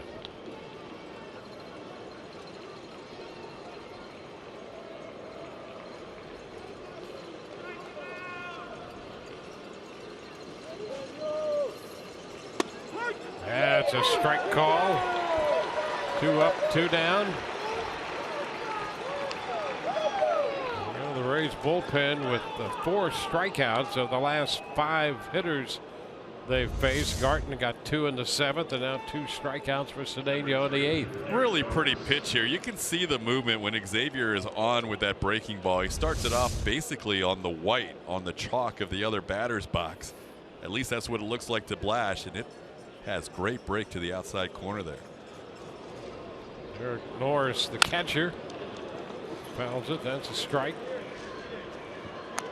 You know, looking at the Rays with all these runs, the 7 out of the last 8 frames, the only run they did not score, they had a runner thrown out at the plate. How about that? The first. Yep, that's it. They are that close to having runs in 8 consecutive half innings. Look out right through the middle, and a base hit into center for Norris. A 2-out single.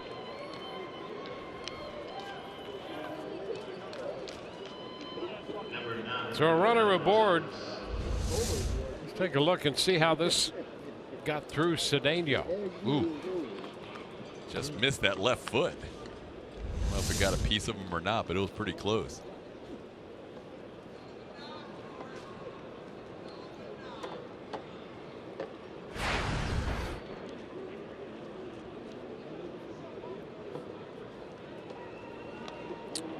Well, here is Adam Rosales, who's now at third base. 1 for 3 tonight.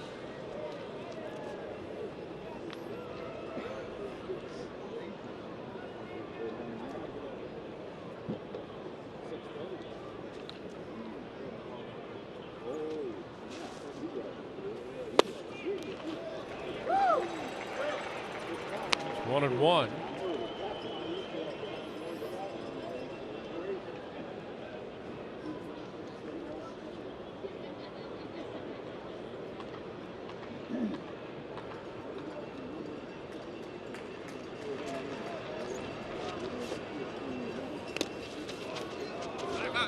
Ball gets away. Down to second goes Norris on a wild pitch that cut her in the dirt. And it's 2-1. Well,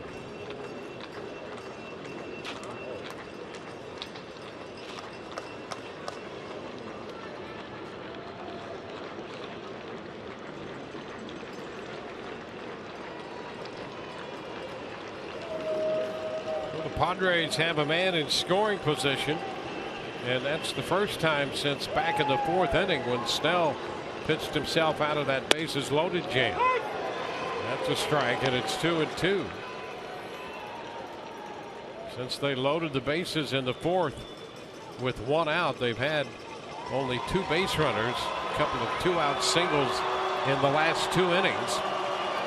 Morris has gone to second on the wild pitch.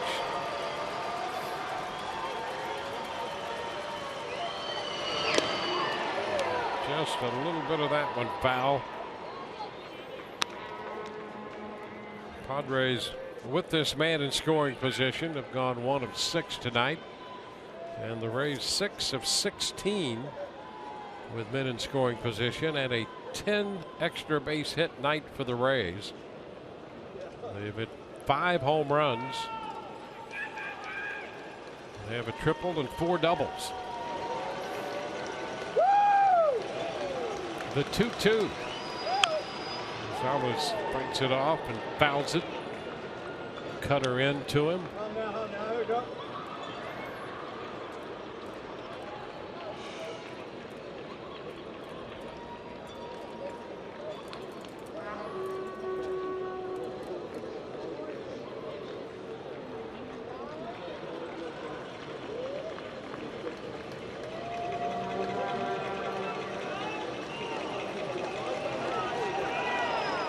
Swing and a miss. That takes care of Rosales. Cedeno strikes out the side. We go to the bottom of the 8th. 15-1.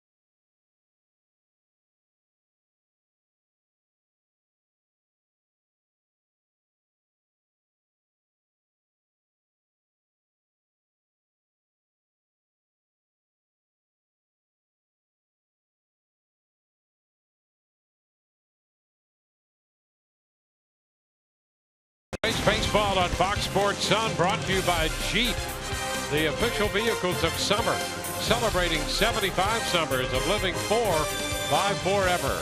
By Kubota. For more information, go to FloridaKubotaDealers.com. And by your Gulf Coast Honda dealer.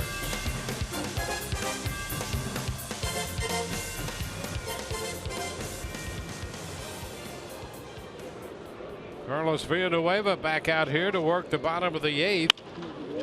Logan Morrison rolls one to the right side, and from short right field with the shift employed, he is the first out here in the 8th. Our Geico moment, the Rays a big home run night. 5 home runs. Brad Miller won in the 4th inning. Nick Franklin, and again Miller in the 5th. 2 shots to center by Brad Miller. Corey Dickerson did a breaking ball out to right field in the 6th inning. And Evan Longoria hitting home run number 27 in the 7th. The Rays with 5 home runs, 16 hits tonight. There's a strike to Souza Jr.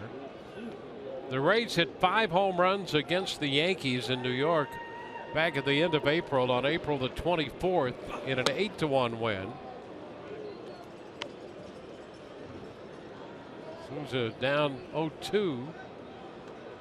Souza hit 2 home runs in that game. Dickerson had 1. Pierce had 1, and Forsythe hit 1.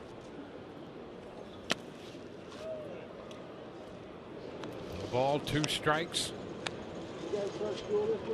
Tonight, they all came in bunches. I mean, Miller hits 1 with 1 out in the 4th.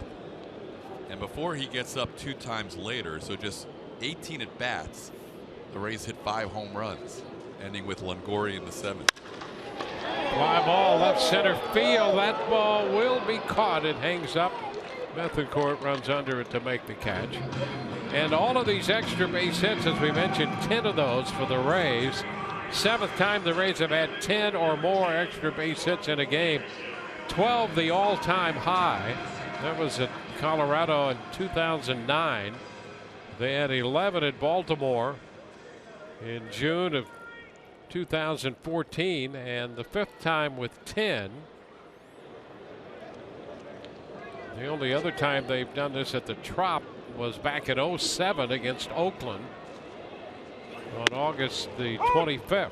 Well, they have 10 extra base hits here on the 16th of August tonight. One of those a home run by Corey Dickerson. 1 strike the count to Dickerson here in the 8th.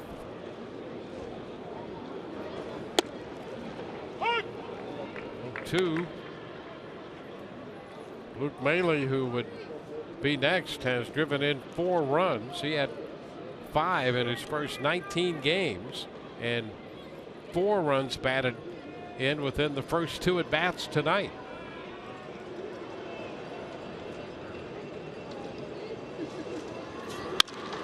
Ground ball to first. Wallace makes the play unassisted, and the Rays are retired in order for the first time tonight. 15-1.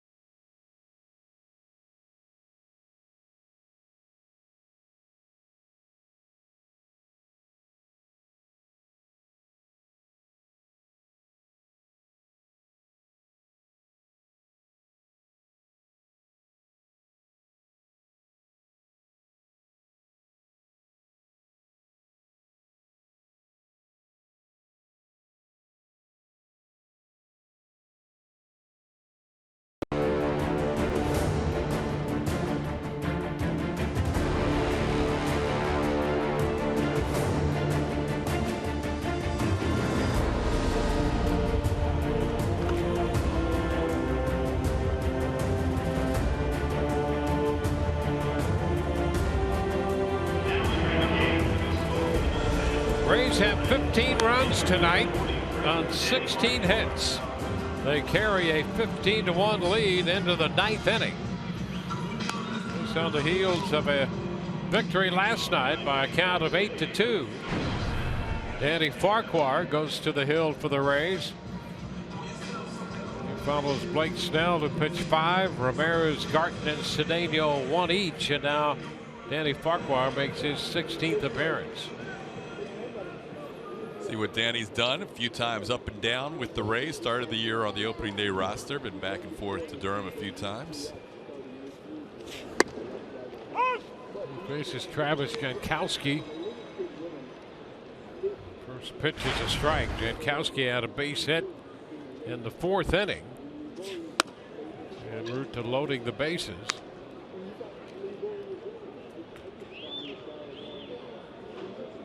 A 1-1 count.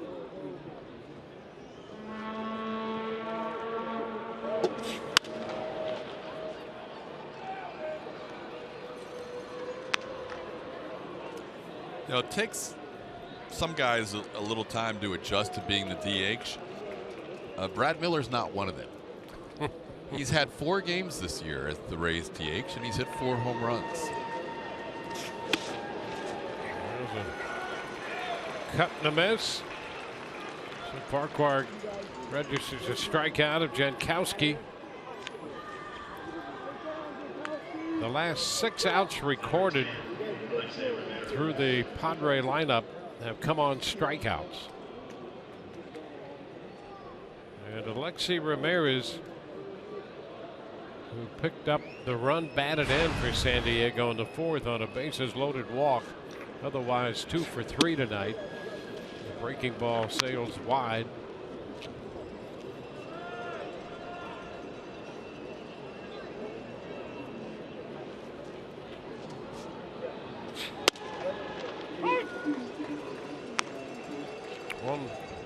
One to count.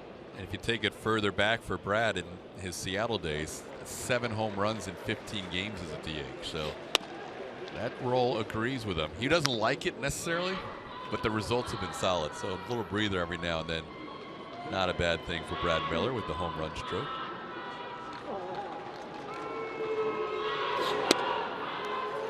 And a big cut on the fastball. It's 2-2. Red Sox beat Baltimore 5-3, and all the Boston runs came on 2 home runs by Mookie Betts. Wow. He has 28 on the year now. See him at the end of this homestand.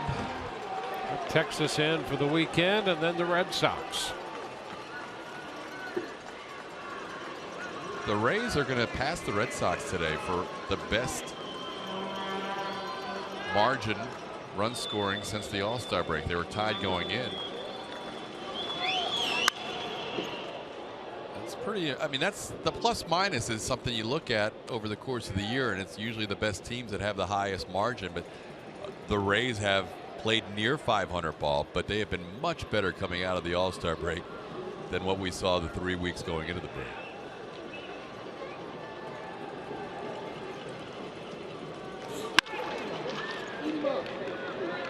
Beckham making a low throw, but it's scooped by Morrison. So a strikeout and a ground out. Rich and Orestes coming up on the post-game show. Rays Live presented by Checkers. Kevin Cash post-game interview. More from the clubhouse and a breakout of this 15-run attack by the Rays. Brad Miller's power continues, 2 home runs. Rays have hit 5 home runs tonight, 10 extra base hits. And Brett Wallace getting his first plate appearance after taking over at first in the 7th. And the pitch started wide, cut over for a strike.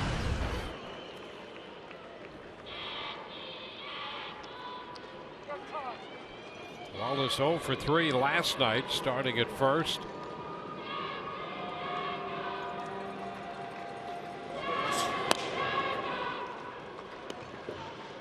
One ball, 1 strike.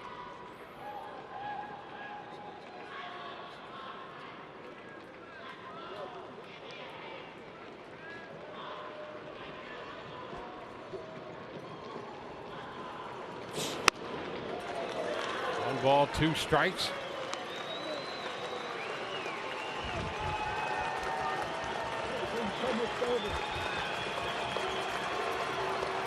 14 strikeouts by Rays pitching. They have 15 runs.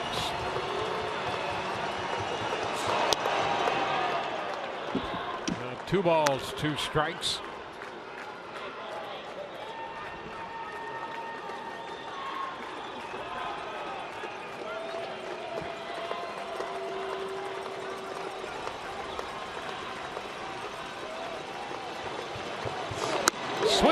miss. This one is over. Farquhar with 2 strikeouts in the 9th, and 1-2-3 go the San Diego Padres. The Rays win this one 15-1. The pitching staff collected 15 strikeouts. The offense scored 15 runs on 16 hits, 5 home runs, 10 extra base hits, and the Rays dominate tonight. Blake Snell will pick up the victory for the Rays. 15 runs, 16 hits, an error with 5 men left. For the Padres, a run, 7 hits, no errors with 10 men left on base. Blake Snell picking up the victory. He is 4-5 on the year. Edwin Jackson, the former Ray, the losing pitcher, he is 3-3. Took 3 hours and 18 minutes to play this game before 10,793. And so the Rays, who finished off the road trip with a 12-3 victory over the New York Yankees, winning last night 8-2, and they win big tonight 15-1. So a very big power night for the Rays. They've taken the first 2 games of the series. Brad Miller with 2 of the 5 Rays home runs. Rich standing by with Brad Miller right now. Thank you, Dwayne. Well, obviously it doesn't matter what position you play or if you're not playing in the field, because you're still hitting home runs at an unbelievable clip. What has it been about this offense the last 3 games, really? 35 runs scored. Yeah, I think we're swinging it really well. You know, a lot of people, like you saw tonight, up and down. You know, even our outs tonight, a lot of them were hard hit, and they made some nice plays. But it's a lot of fun. I think everybody's feeding off each other. You know, Logan's been doing a great job at the top. KK's been exciting. Longo's Longo. I mean, he does it every night. It's been a lot of fun. If they say hitting is contagious, then you must be getting everybody sick in the clubhouse, because 2 more home runs for you tonight. They might have been the longest home runs you've hit all season. They felt good. You know, I felt like you know, I had some tough at bats early, so I'm glad I was able to make an adjustment and get some balls. But man, we hit the ball really well tonight, all the way top to bottom. Obviously, when you're hitting to the deepest part of the park, which you did both of those home runs, you're seeing the ball really well. What else has been working for you? Really, since the All-Star break, you're hitting well over 300. I think, you know, honestly, I'm just learning a lot. You know, getting these at-bats, you know, trying to be consistent, that's the goal. And get out of my own way a little bit, you know, not try to overthink it, and just kind of get in the box and be ready to hit, and you know, kind of have a consistent mindset. But you know, that's our battle every day, you know, to come in and not give any away, and keep being consistent and competing there. Brad Miller, second time in 4 games with multiple home runs. Guys, back up to you. All right, thank you very much. A big night for the Rays here, a 15-1 victory over the Padres. For Todd Callis, Rich Hollenberg, and the rest of our crew, Dwayne Stats, great to have you aboard. Hope you've enjoyed the telecast. Rays are winners. We'll next see you on Friday at 6:30 when the Rays open a weekend series against the Texas Rangers. Rays Live, the postgame presented by Checkers, comes your way next.